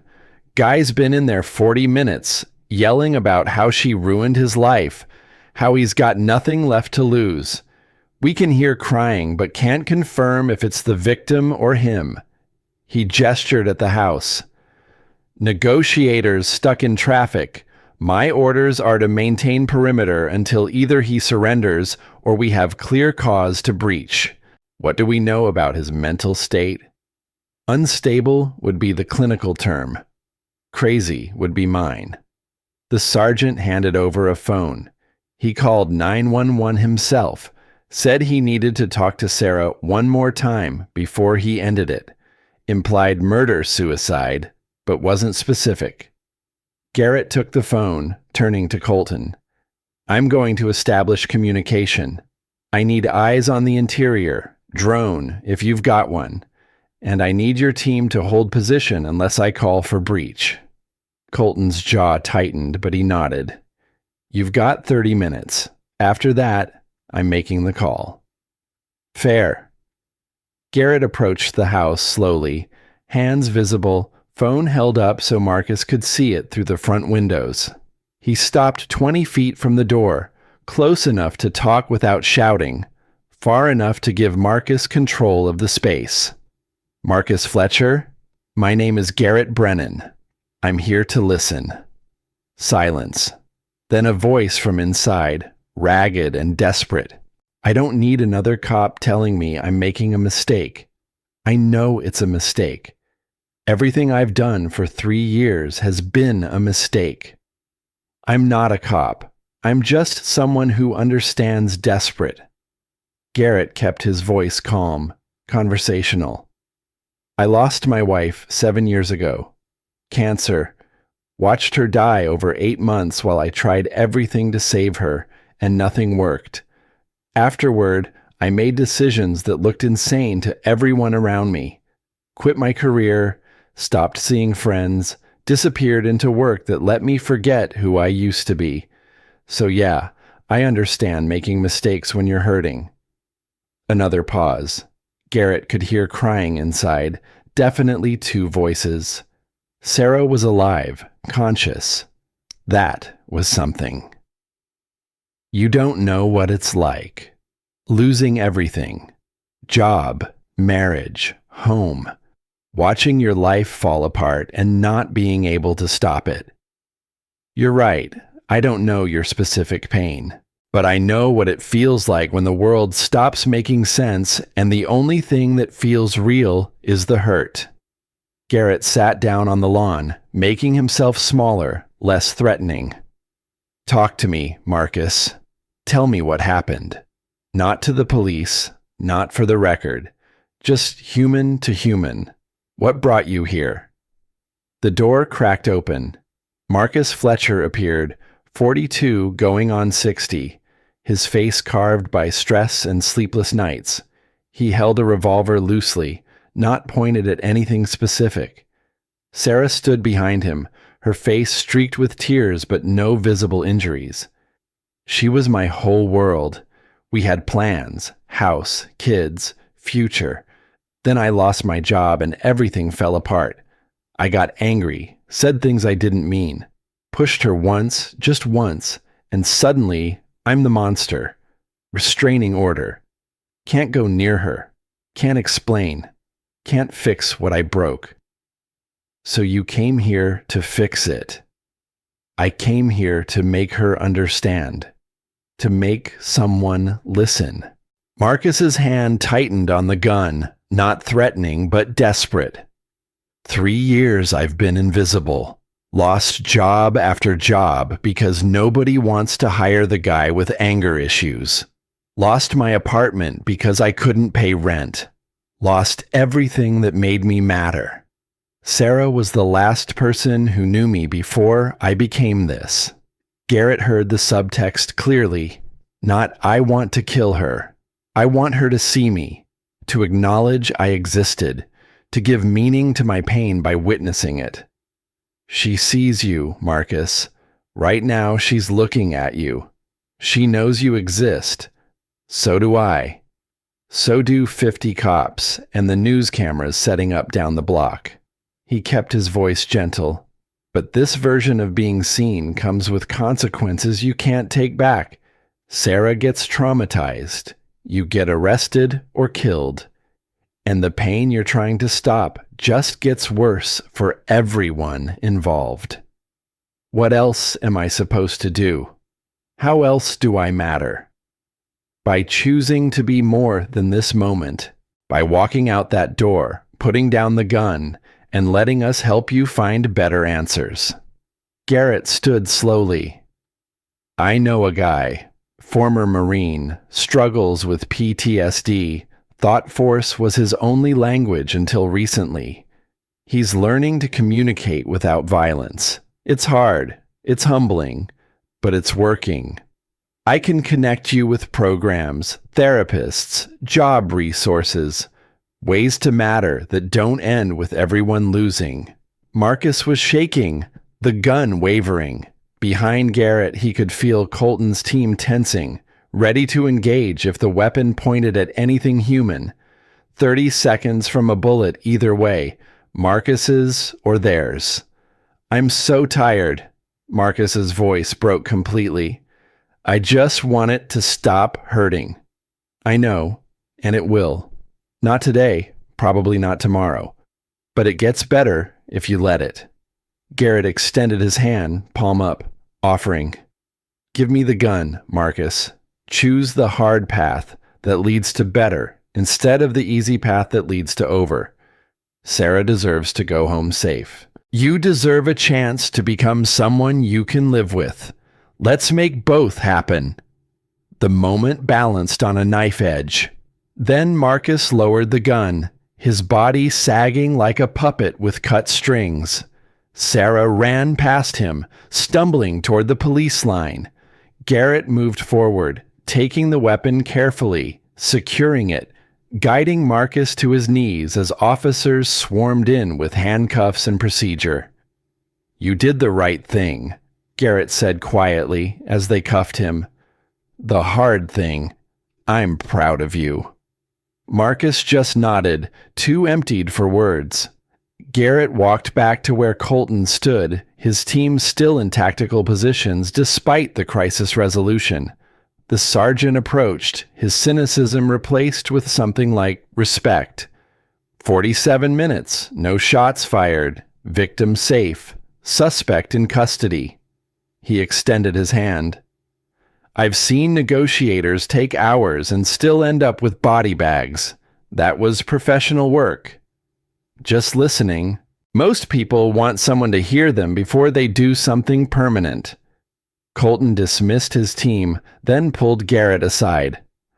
I had my finger on the trigger twice. First time when he opened the door with the gun. Second when he raised it while talking. Both would have been clean shoots. But both would have been unnecessary shoots. Sarah would still be traumatized. Marcus would be dead. And we'd call it success because the client's assistant survived. Garrett met his eyes. This way, everyone lives. Marcus gets help instead of a grave. Sarah gets therapy instead of survivor's guilt. And we prove security doesn't require body counts. I'm not converted yet, but I'm listening. Colton offered his hand. Good work. They shook, and Garrett felt the shift. Not acceptance, not yet, but possibility.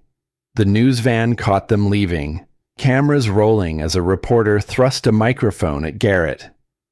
Channel 7 News. You're with Sentinel Security? Can you comment on the resolution? We're hearing the suspect surrendered peacefully after your intervention. Garrett's first instinct was to decline, to defer to official channels, to disappear back into the anonymity he'd cultivated for 6 years.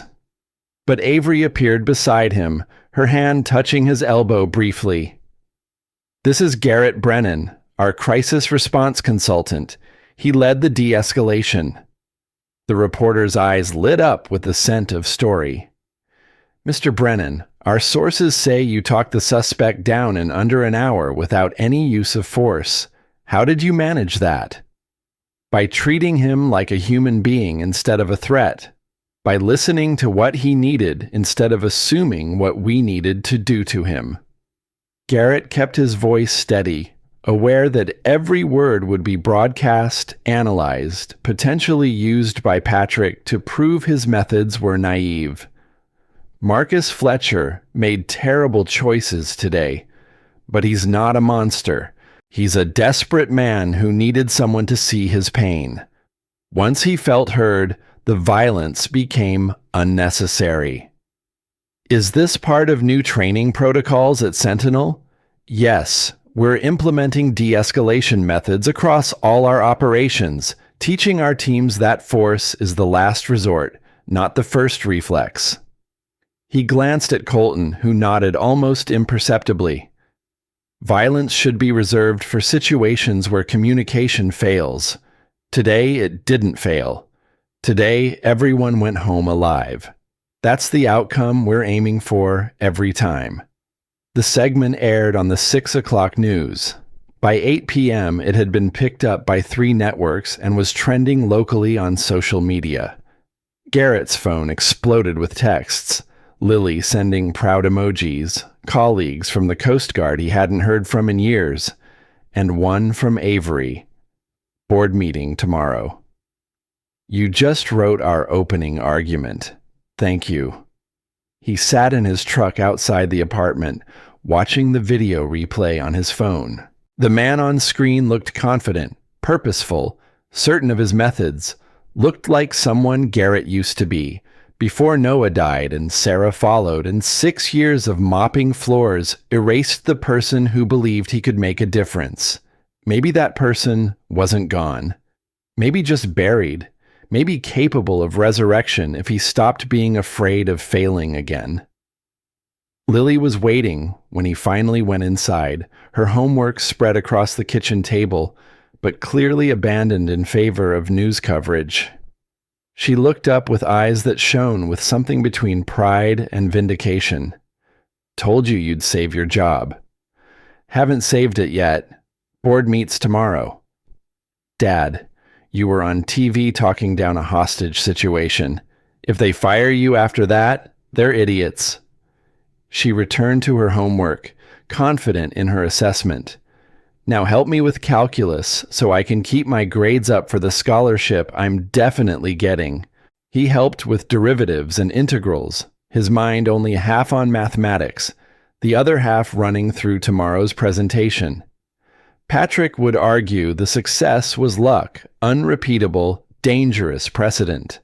The board would want guarantees de-escalation wouldn't fail catastrophically. Castellano would measure everything against his 30 years of experience and find it wanting or worthy. One crisis resolved. One success documented. One chance to prove methodology over body count. It had to be enough, because if it wasn't, Garrett didn't have a backup plan. Just the certainty that he'd done the right thing, regardless of consequences. Sometimes that had to be sufficient. Thursday morning arrived with the weight of verdicts. Garrett stood outside the Sentinel boardroom, wearing the same sport coat he'd worn to Sarah's funeral, the only formal clothing he owned that still fit. Lily had ironed his shirt again, sent him off with a hug and words that echoed Sarah's voice. Be brave, Dad. You've already won. You just have to show them. Through the frosted glass doors, he could see the board members assembling. 12 seats around a table designed for power dynamics, each occupied by someone who measured success in profit margins and risk mitigation. Patrick Thornfield held court at one end, his body language radiating confidence. The man knew how to work a room. Avery appeared beside Garrett, carrying a tablet and the kind of controlled tension that came before battles. Castellano arrived early. He's been reviewing the Aurora incident coverage, asking questions about your methodology. Good questions or skeptical questions?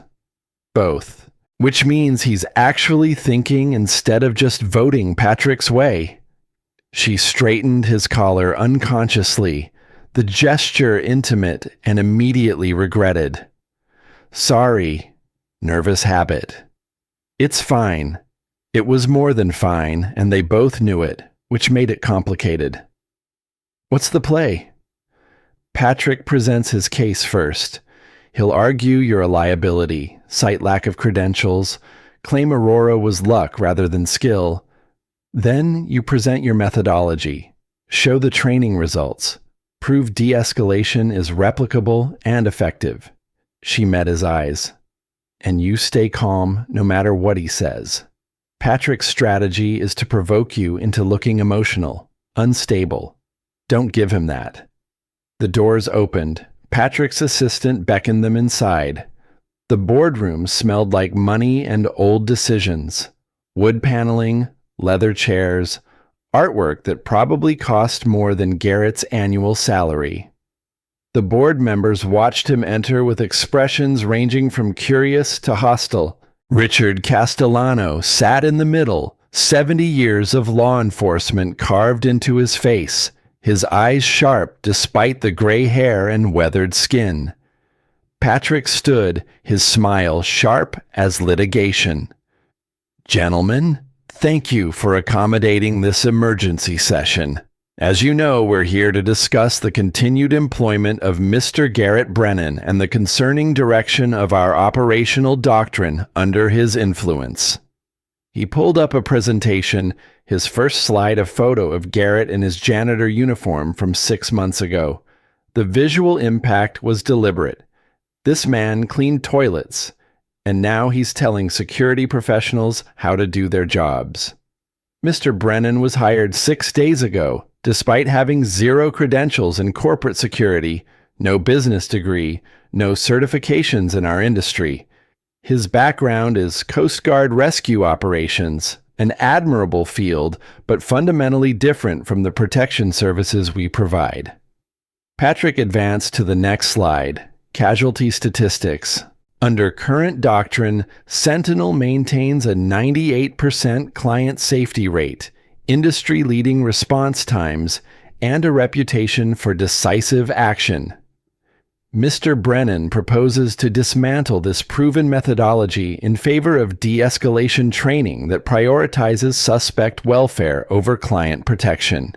One of the board members spoke up, elderly man with banker's hands.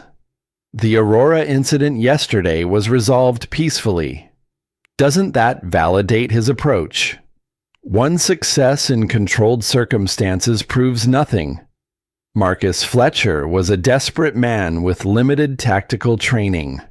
What happens when Mr. Brennan's methods encounter a professional threat, a terrorist attack, an organized kidnapping? Patrick's voice sharpened. We're gambling our clients' lives on the theory that everyone can be talked down, that violence is always avoidable. That's not security. That's wishful thinking.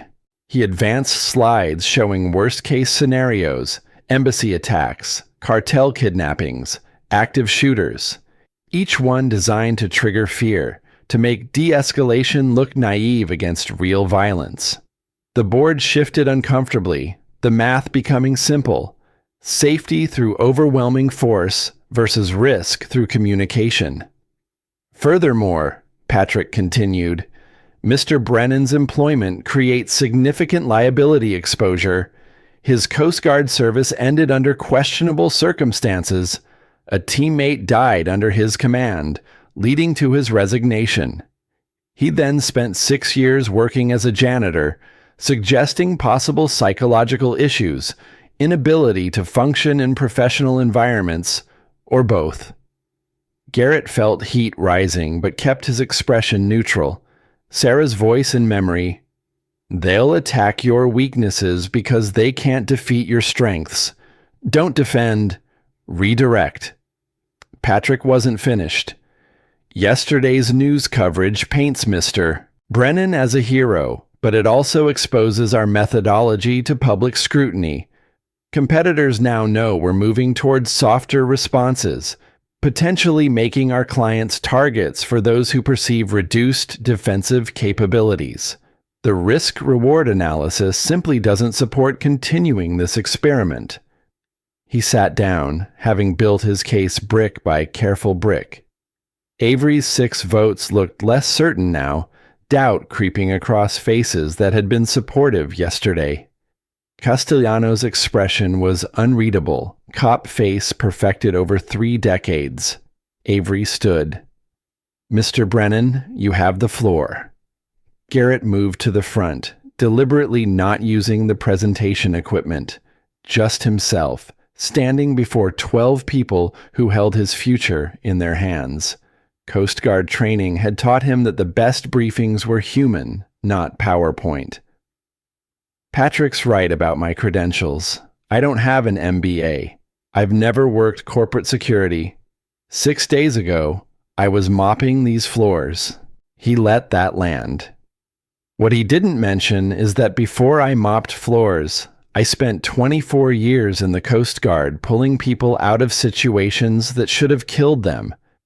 Hundreds of confirmed saves in conditions where water temperature, wave height, and human panic created compound threats that made his worst-case scenarios look manageable. He pulled up his phone, projecting to the screen behind him. Video from yesterday. News footage of the Aurora house, Marcus Fletcher surrendering, Sarah Martinez safe. This wasn't luck. This was threat assessment, communication strategy, and 24 years of experience reading people in crisis. Marcus Fletcher displayed every indicator of de-escalation viability, emotional rather than tactical motivation, weapon handling that suggested unfamiliarity, verbal communication expressing desire to be heard rather than intent to kill. Under current Sentinel doctrine, he'd be dead. Under mine, everyone's alive. Castellano spoke for the first time, his voice carrying borough accent authority. "Mr. Brennan, I've reviewed your Coast Guard record. Impressive saves, multiple commendations. But the ocean doesn't have ideology or tactical training. How does talking down a drowning fisherman translate to stopping a committed terrorist?" "It doesn't, and I'm not suggesting it should." Garrett met his eyes directly. "There are absolutely situations where force is the only answer. Active shooters engaging targets, imminent lethal threats, adversaries who've demonstrated unwillingness to negotiate.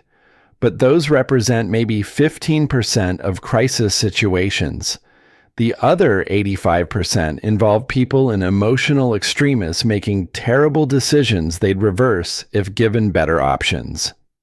He advanced to the next slide, the Robert Harmon case. "Pharmaceutical executive extraction. Armed suspect. Your team killed him. Legally justified. Tactically sound. Completely unnecessary. Harmon's weapon couldn't penetrate body armor. He fired warning shots instead of at personnel. His demands were non-violent communication. Every marker suggested successful talk down. But because our training defaults to force, a desperate man died when he could have been helped." "Hindsight analysis," Patrick interjected. "Field operators don't have luxury of perfect information. Field operators need 30 seconds to read basic threat indicators. That's not hindsight. That's assessment discipline." Garrett pulled up training footage from the past 3 days. Colton's team running scenarios, learning to differentiate tactical threats from emotional ones. "I'm not making your team soft. I'm making them complete. Force when necessary, communication when possible, assessment always." Another board member spoke, woman in her 50s with prosecutor's eyes. "What about failure rate? What happens when de-escalation doesn't work and we've lost tactical advantage by trying to talk?" "You assess and escalate. De-escalation isn't passive waiting. It's active intelligence gathering while maintaining tactical readiness." He showed the decision tree he'd sketched, mapping how threat assessment should flow. Average de-escalation attempt takes 3 to 5 minutes. During that time, you're learning suspect motivation, capabilities, weaknesses. If communication fails, you haven't lost advantage. You've gained intelligence for your breach. But 85% of the time, you won't need the breach because you've resolved the crisis through understanding. Patrick stood again, his voice sharp. 85% is a number you've invented. You have no data supporting that claim in corporate security contexts. I have 24 years of data from Coast Guard operations where we faced hostile, panicked, irrational people in life-threatening situations and resolved them through communication. The principle scales. Garrett's voice stayed level. But you're right. We need more data, which is why I'm proposing we run parallel operations for 6 months. Current doctrine continues for clients who request it. De-escalation methodology for clients willing to try it. We measure outcomes, document results, let the data decide. That's unacceptable. Patrick's composure cracked slightly. We can't experiment on clients. The liability of our current approach is that we create body counts when better options exist. The liability of my approach is that we might occasionally spend 5 minutes talking when we could have spent 30 seconds shooting. Garrett looked at the board. I know which liability I can live with. Castellano leaned forward. Tell me about Noah Hartley. The question hit like a sucker punch. Patrick smiled, knowing he'd planted that seed. Garrett forced himself to breathe, to stay present instead of disappearing into memory. Noah was my best friend, partner for 8 years, saved dozens of lives together. April 2018, we responded to a fishing vessel sinking in a storm. 3 crew members, deteriorating conditions, 50-knot winds, and 100-foot swells. I was incident commander. I made the tactical decision to complete the civilian rescue before extracting Noah after his safety line snapped. His voice stayed steady through force of will. I saved 3 fishermen. Noah drowned. The inquiry cleared me. I resigned anyway because medals don't bring back friends.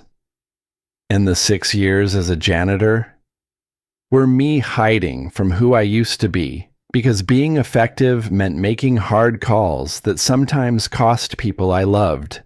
I was afraid of failing again, so I stopped trying. Garrett met Castellano's eyes. But my daughter reminded me that the dead don't want us to stop living. They want us to honor them by doing better. Noah died because I prioritized mission over his immediate safety. I can undo that, but I can make sure future operators have better tools, better options, better odds of saving everyone instead of choosing who lives. Castellano nodded slowly. NYPD 2019, officer-involved shooting, unarmed teenager during a traffic stop. My officer panicked, perceived a threat that didn't exist, and killed a 16-year-old kid reaching for his wallet.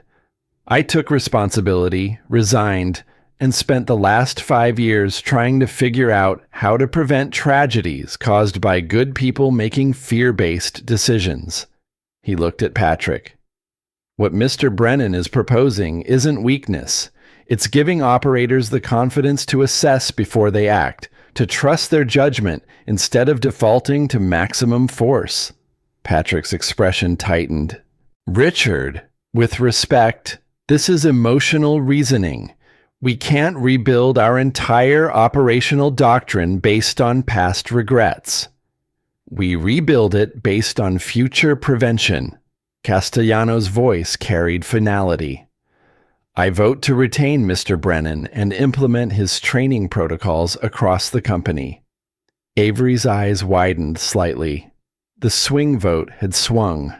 Patrick rallied quickly.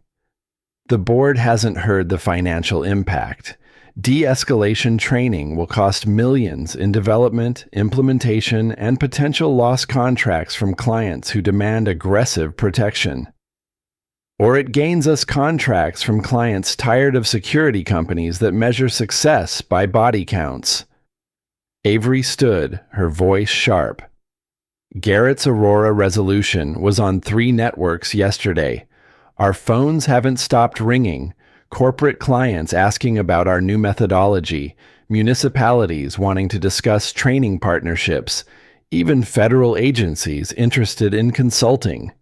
His approach isn't just ethical, it's marketable. She pulled up her tablet, showing inquiries that had flooded in overnight.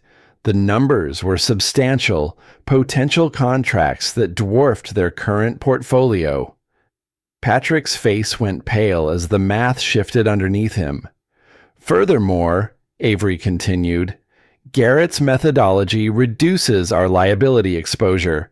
Wrongful death lawsuits, excessive force claims, negative publicity from questionable shootings, all minimize when we prioritize de-escalation. Insurance premiums drop, legal fees decrease, and we sleep better knowing we're not creating trauma for profit. One of Patrick's reliable votes spoke up, clearly wavering. If the financial analysis supports this, and we have a decorated law enforcement professional endorsing the methodology, I'm inclined to continue the trial period. Another vote shifting. Patrick was losing control of his own coup. This is insanity. His voice rose, professional composure finally cracking. You're gambling the company on a janitor's theory and a single lucky resolution. What happens when someone dies because we tried talking instead of shooting? Who takes that responsibility? I do. Garrett's voice cut through.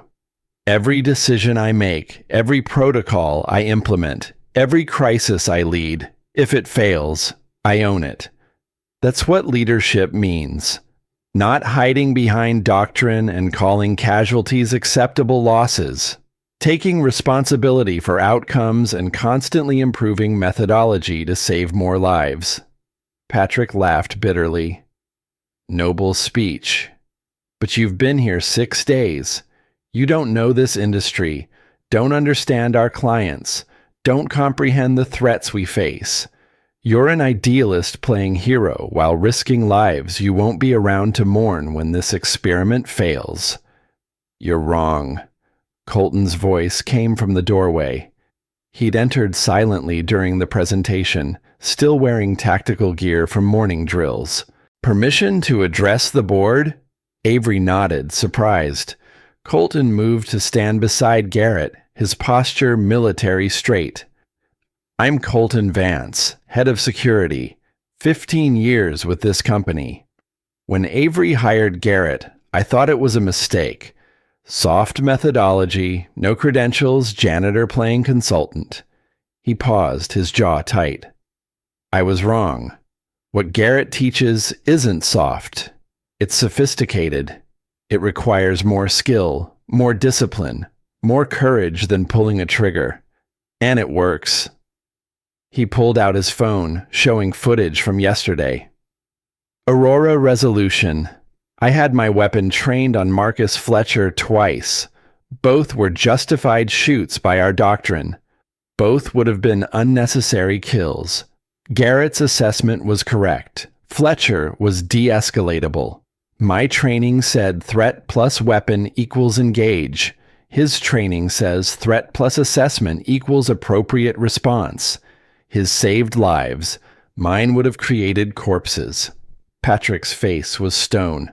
You're compromised. You've been training under him.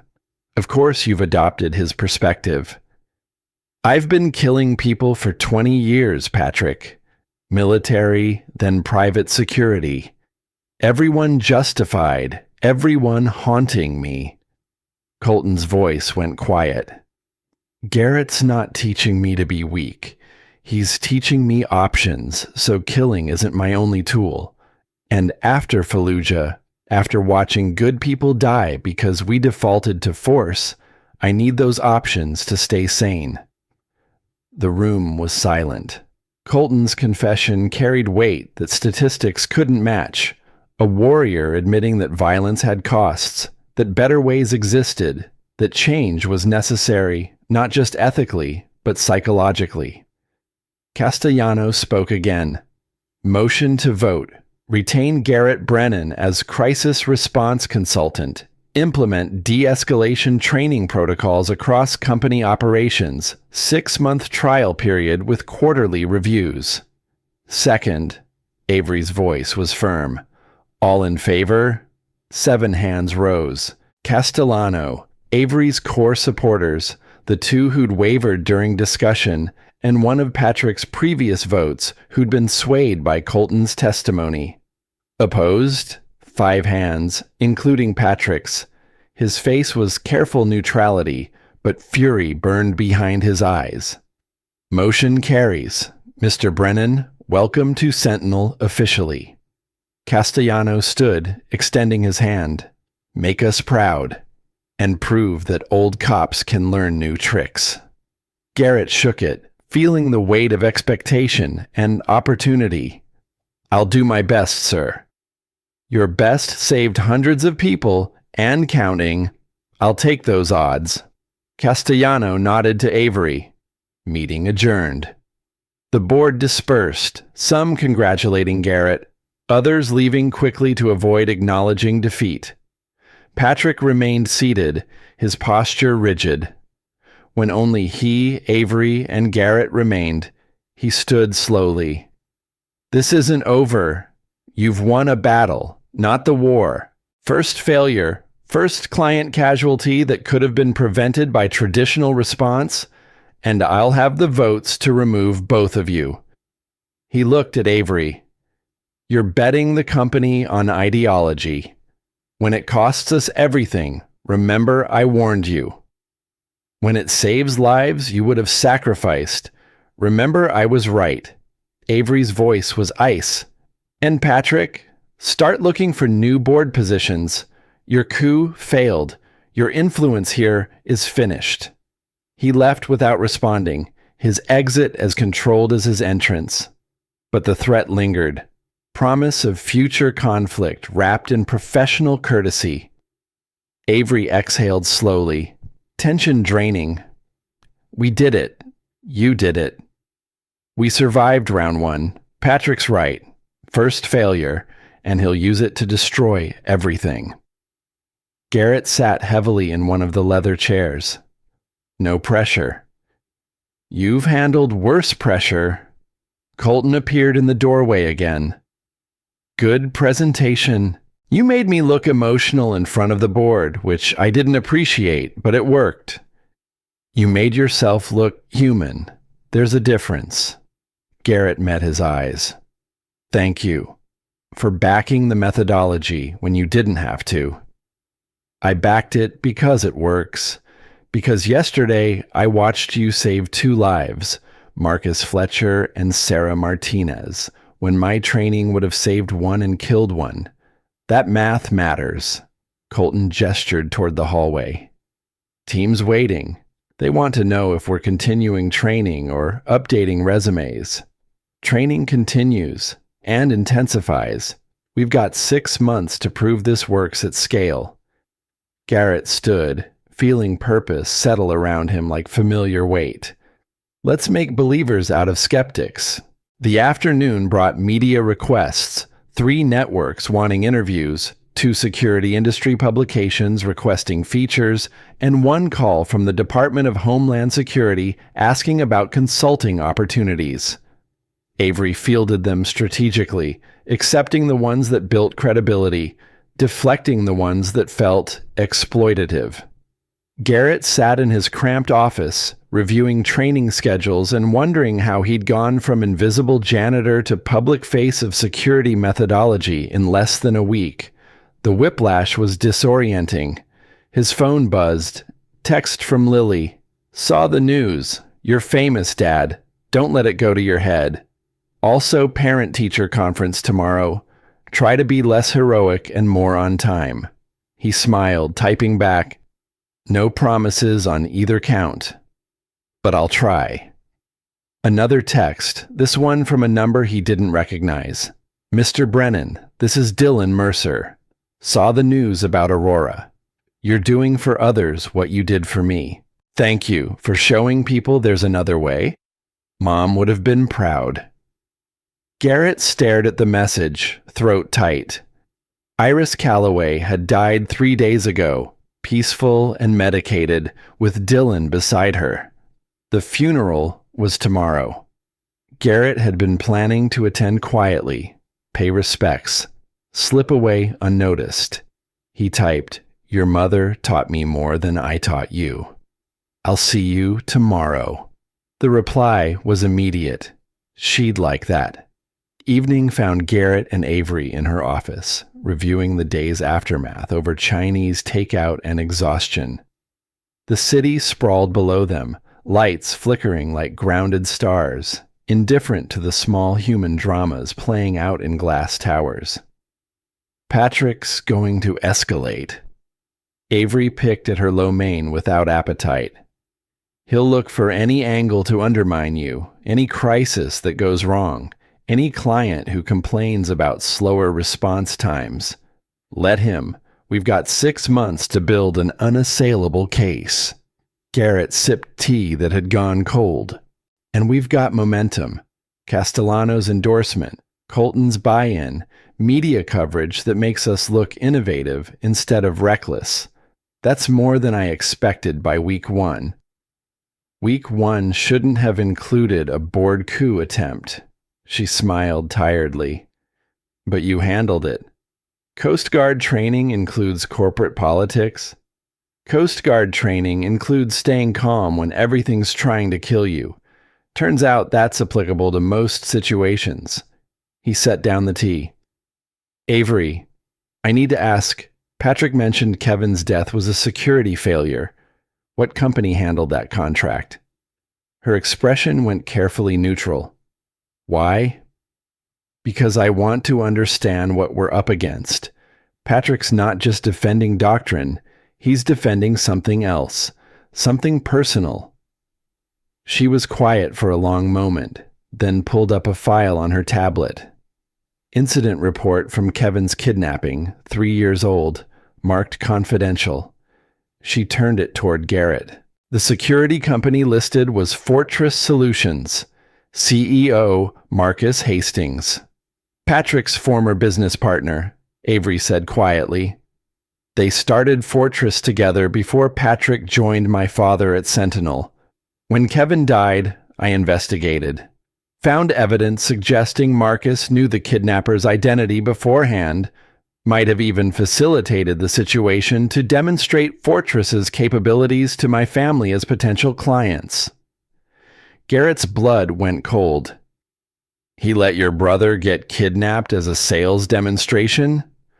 I couldn't prove it, not enough for criminal charges, but enough to know Patrick's loyalty isn't to Sentinel's methodology.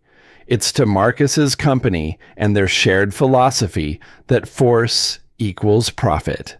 She closed the file. Patrick wants Sentinel to fail so Fortress can acquire our contracts.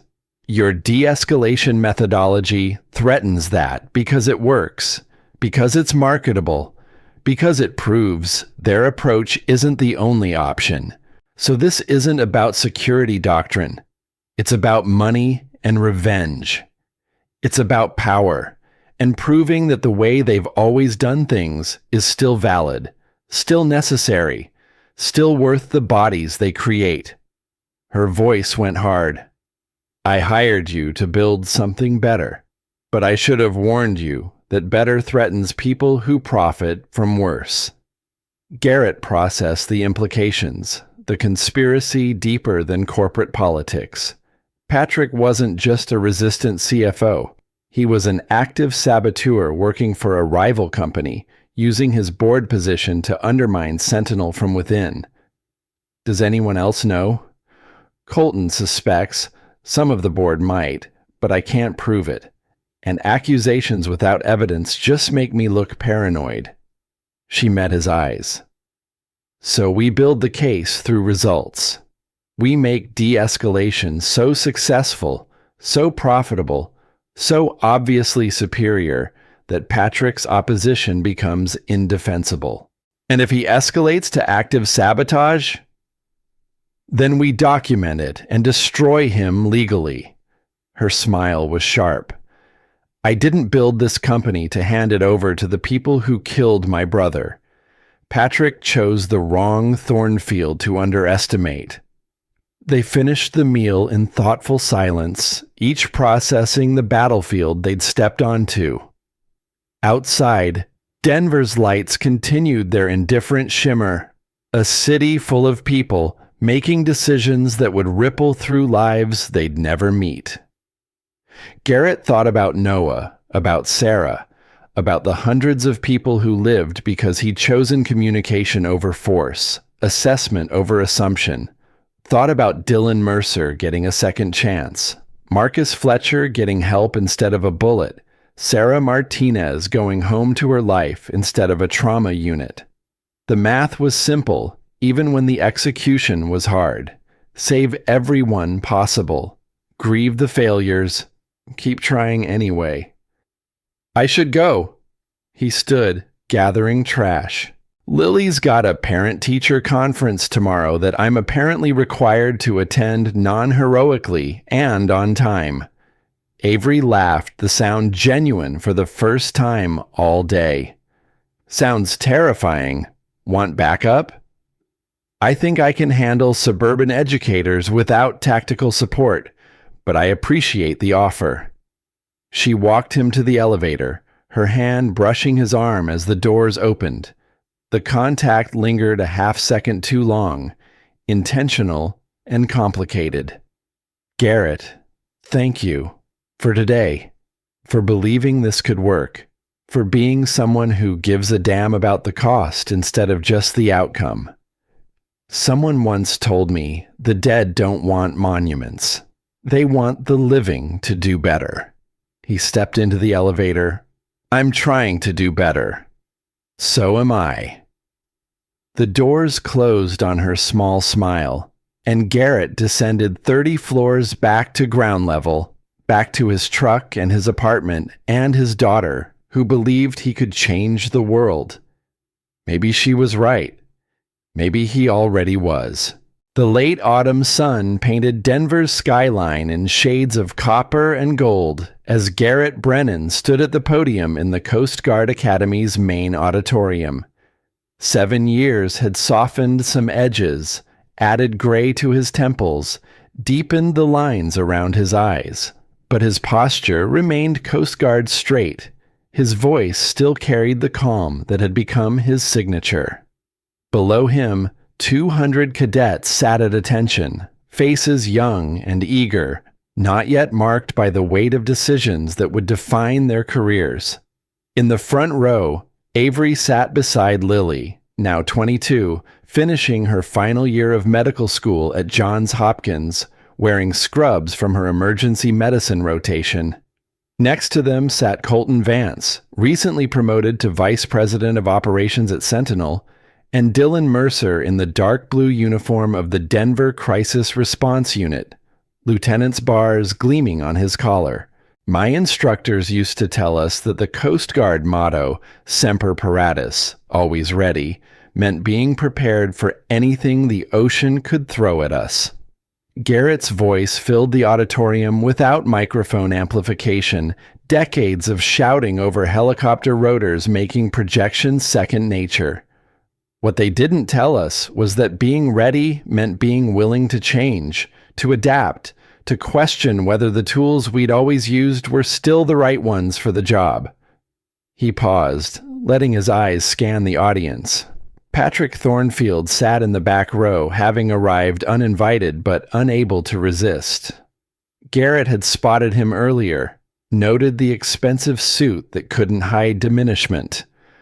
After federal investigators had confirmed his financial ties to Fortress Solutions and Marcus Hastings' subsequent conviction for conspiracy and fraud, Patrick had resigned from Sentinel's board 6 years ago. Hastings was currently serving 12 years at FCY Englewood. Patrick had avoided prison through cooperation, but his reputation was ruined, his consulting firm a shadow of former influence. Garrett had long since stopped thinking about vindication. Patrick's presence now felt like witnessing the final page of someone else's story. In my 24 years with the Coast Guard, I participated in rescues that saved lives because we had the right equipment, the right training, the right team. But I also watched operations fail because we relied too heavily on what had always worked before, without adapting to what the specific situation needed. His voice dropped lower, more personal.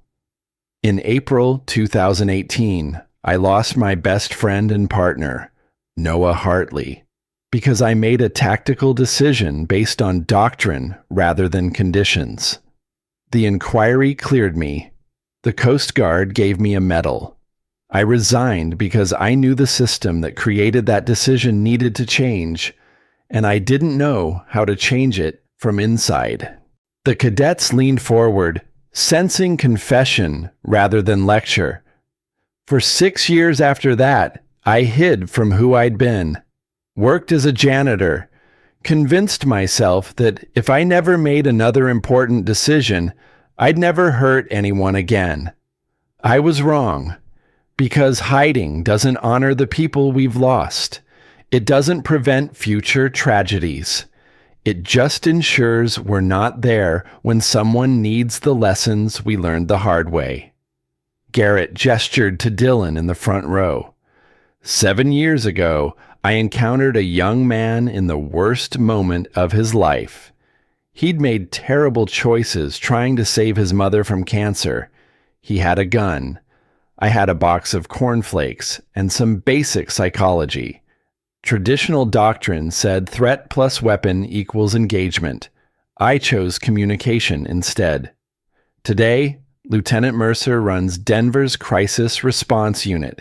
His team has resolved 217 interventions in 5 years, 0 civilian casualties, 0 officer-involved shootings, 34 people connected to mental health services who might otherwise be dead. Dylan's face reddened slightly, but his back stayed straight, accepting the recognition. That's not because I'm special. It's because I was willing to question whether shooting first was really the only option, and desperate enough to try something different. Garrett pulled up a slide showing Sentinel Security's statistics. The company I work for now has implemented de-escalation protocols across all operations. 493 crisis interventions over 7 years. 467 resolved without force. 26 required tactical engagement after communication failed. 0 unnecessary casualties. Insurance premiums down 42%. Contract portfolio increased by $340 million. Client satisfaction ratings at industry highs. He advanced to the next slide, testimonials from clients, photographs of operators who'd adopted the methodology, news coverage of successful interventions. This isn't theory.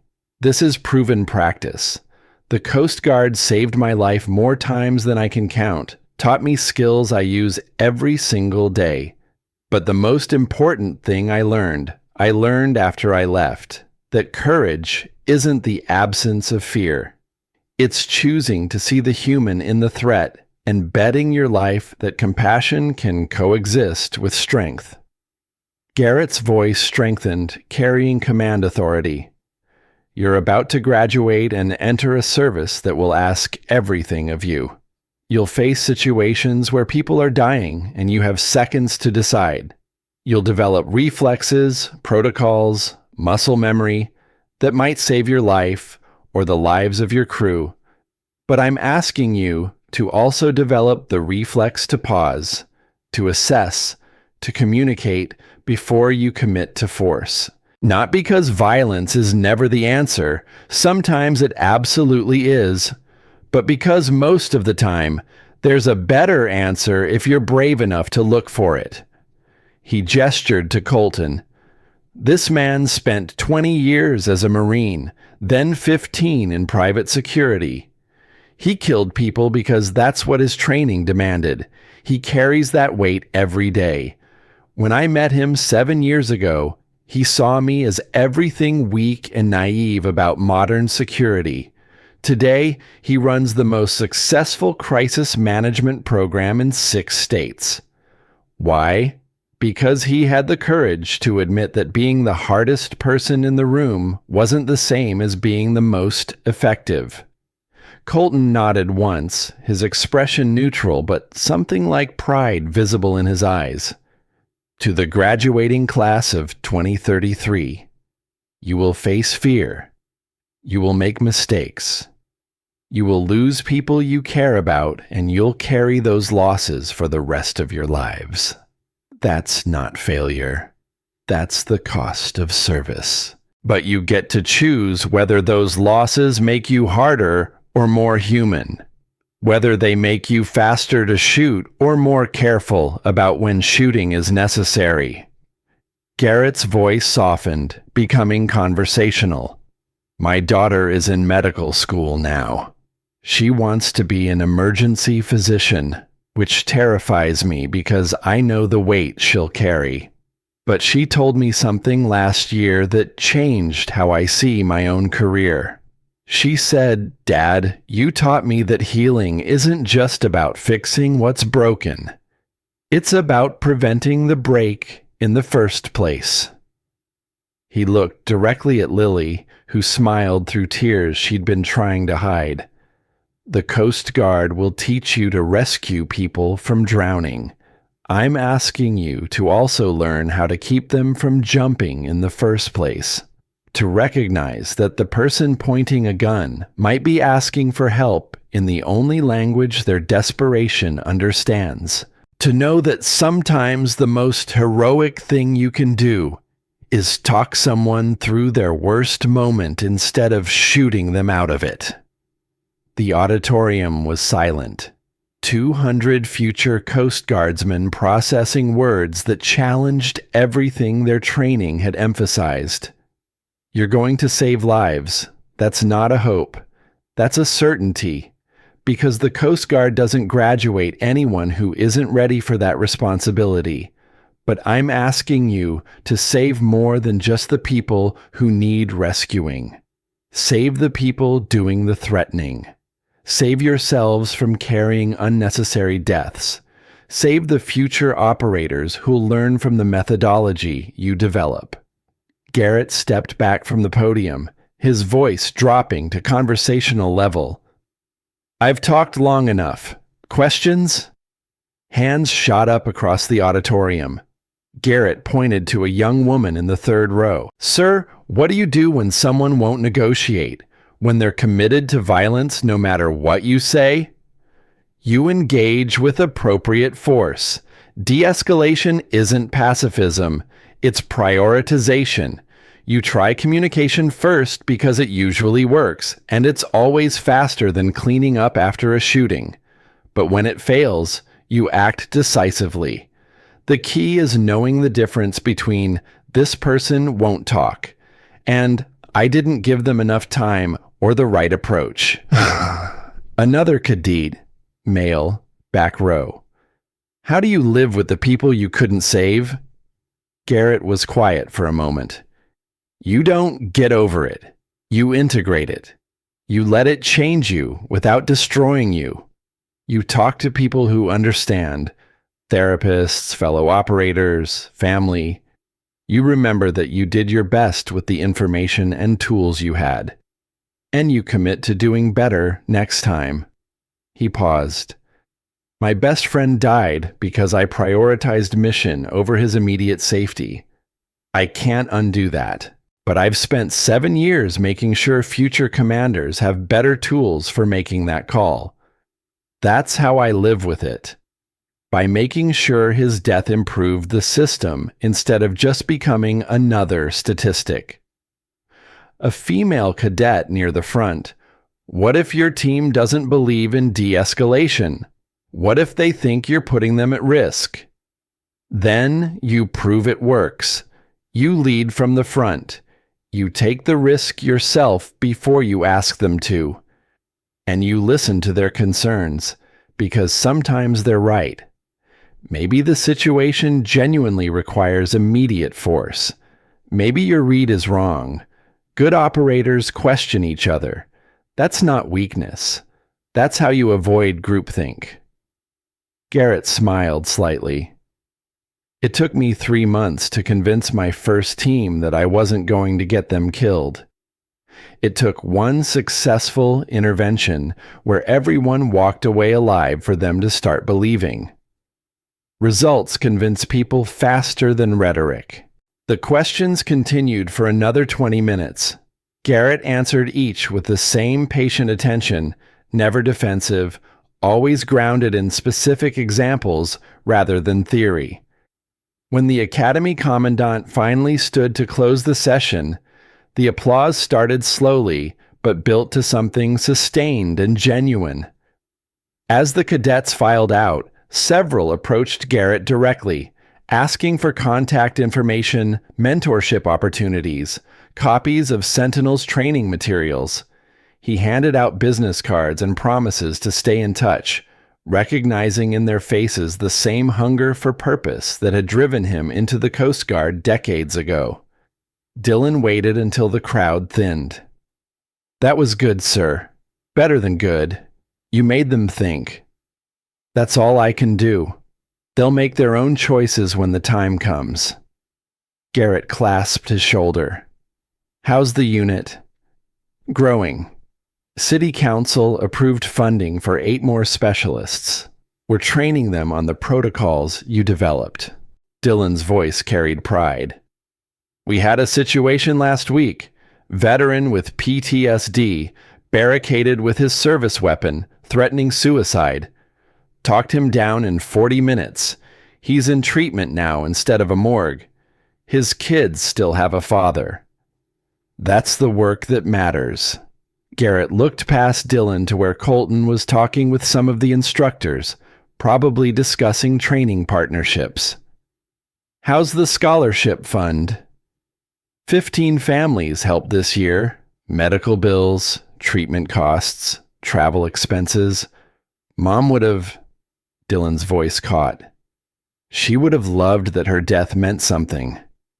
It meant everything. It meant I kept my promise to her. Garrett's own throat tightened. "She told me to take care of you. Make sure you did something good with the chance I gave you. I think you exceeded expectations." They stood together in comfortable silence, 2 men bound by a moment that could have ended in tragedy, but became transformation instead. Lily approached, Avery beside her. "Dad, we need to leave soon if we're going to make dinner reservations." "I'm ready." Garrett turned to Avery, who'd been watching the interactions with a small smile she wore when she was proud but trying not to show it. "Thank you for coming. I know keynote speeches aren't exactly thrilling." "Are you kidding?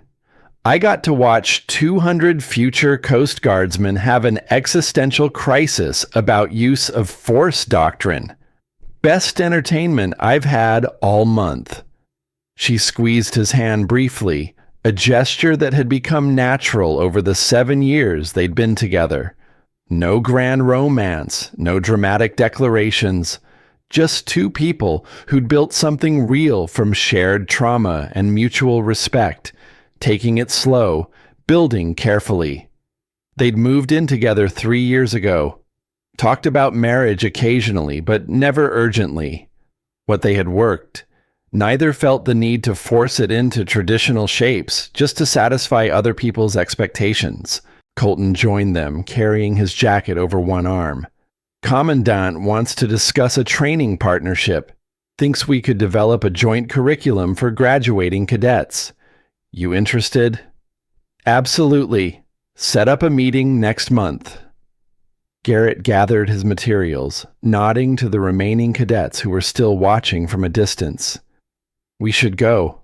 I'm starving, and Lily's been threatening to order for me if I'm late. I absolutely will, Lily confirmed, and you'll end up with something vegetarian and disappointing. They walked together through the academy halls, past plaques commemorating decades of service and sacrifice, past photographs of coastlines and storms and rescue operations frozen in time. Garrett paused at one showing a helicopter extraction in heavy seas, the rescue swimmer descending into chaos with nothing but a harness and conviction. That was my world for 24 years, he said quietly. I loved it. I was good at it. And I'm glad I left because what I do now saves more people in different ways. Avery studied the photograph. Do you ever miss it? The direct action, the immediate results?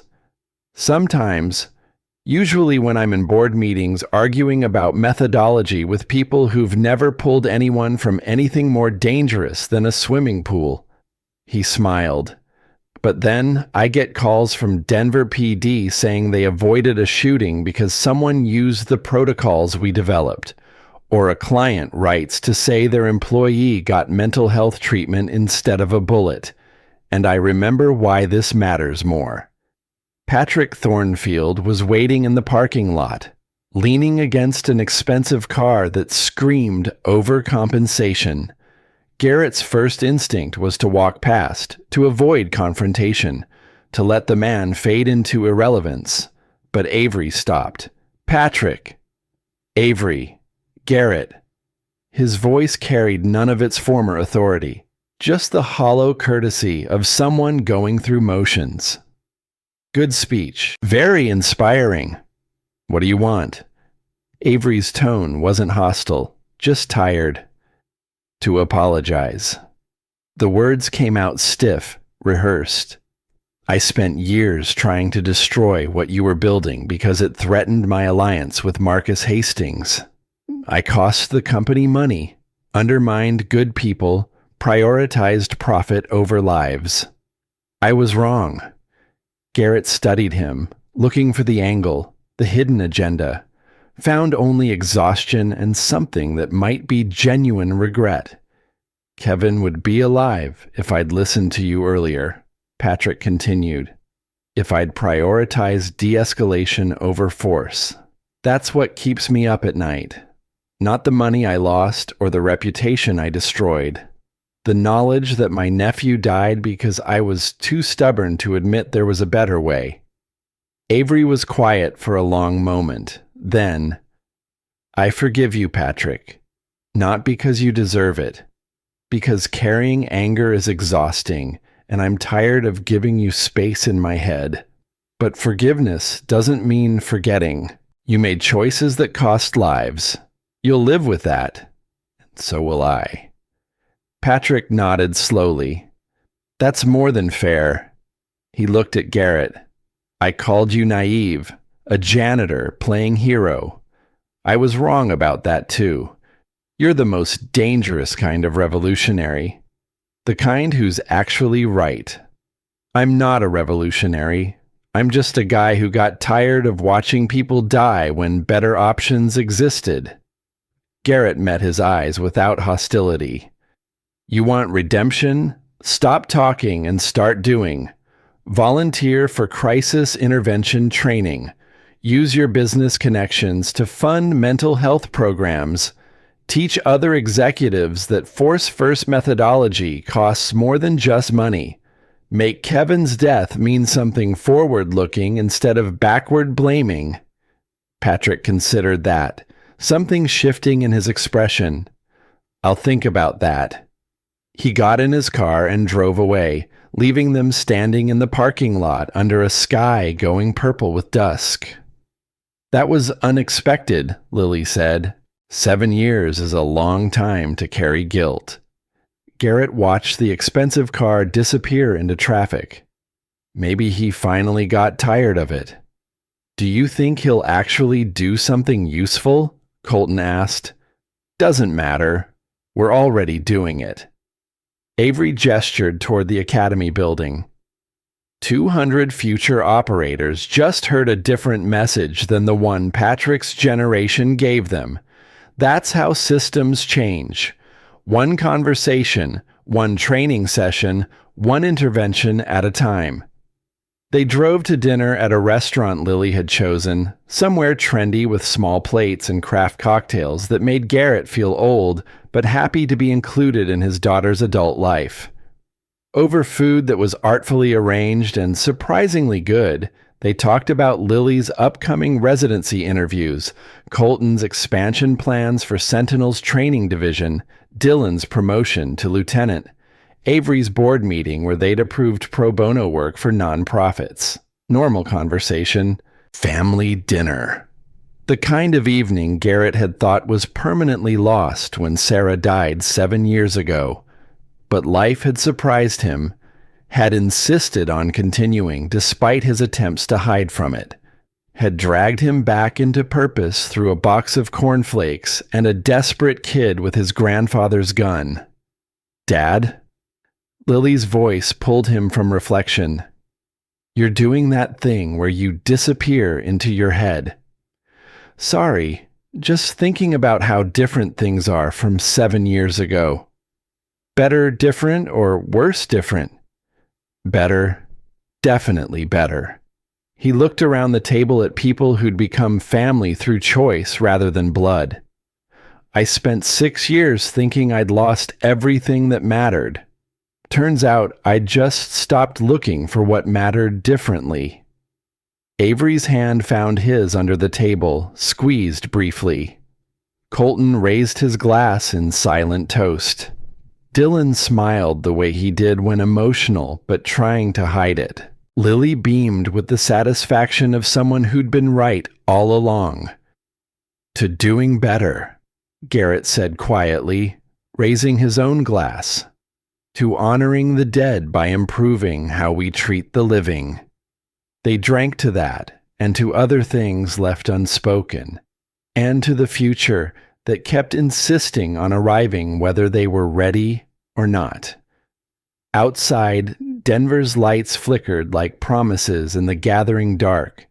Somewhere in those buildings, a crisis was forming. Someone approaching their worst moment. Standing at the edge of choices that felt impossible. And when they called for help, when the situation went critical, when fear told them violence was the only answer, someone trained in Garrett's methodology would respond with something better, would respond with calm, with assessment, with the certainty that every person deserved to be seen as human first, threat second, would respond with the understanding that courage wasn't the absence of fear, but choosing compassion when fear told you to choose force. The revolution had started in a grocery store with impossible calm and a desperate kid who got a second chance. It continued in training facilities and crisis scenes and quiet conversations across a nation, slowly learning that security didn't require sacrifice.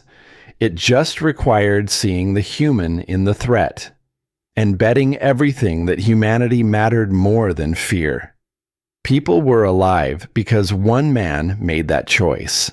Now thousands were making it too, and the number kept growing.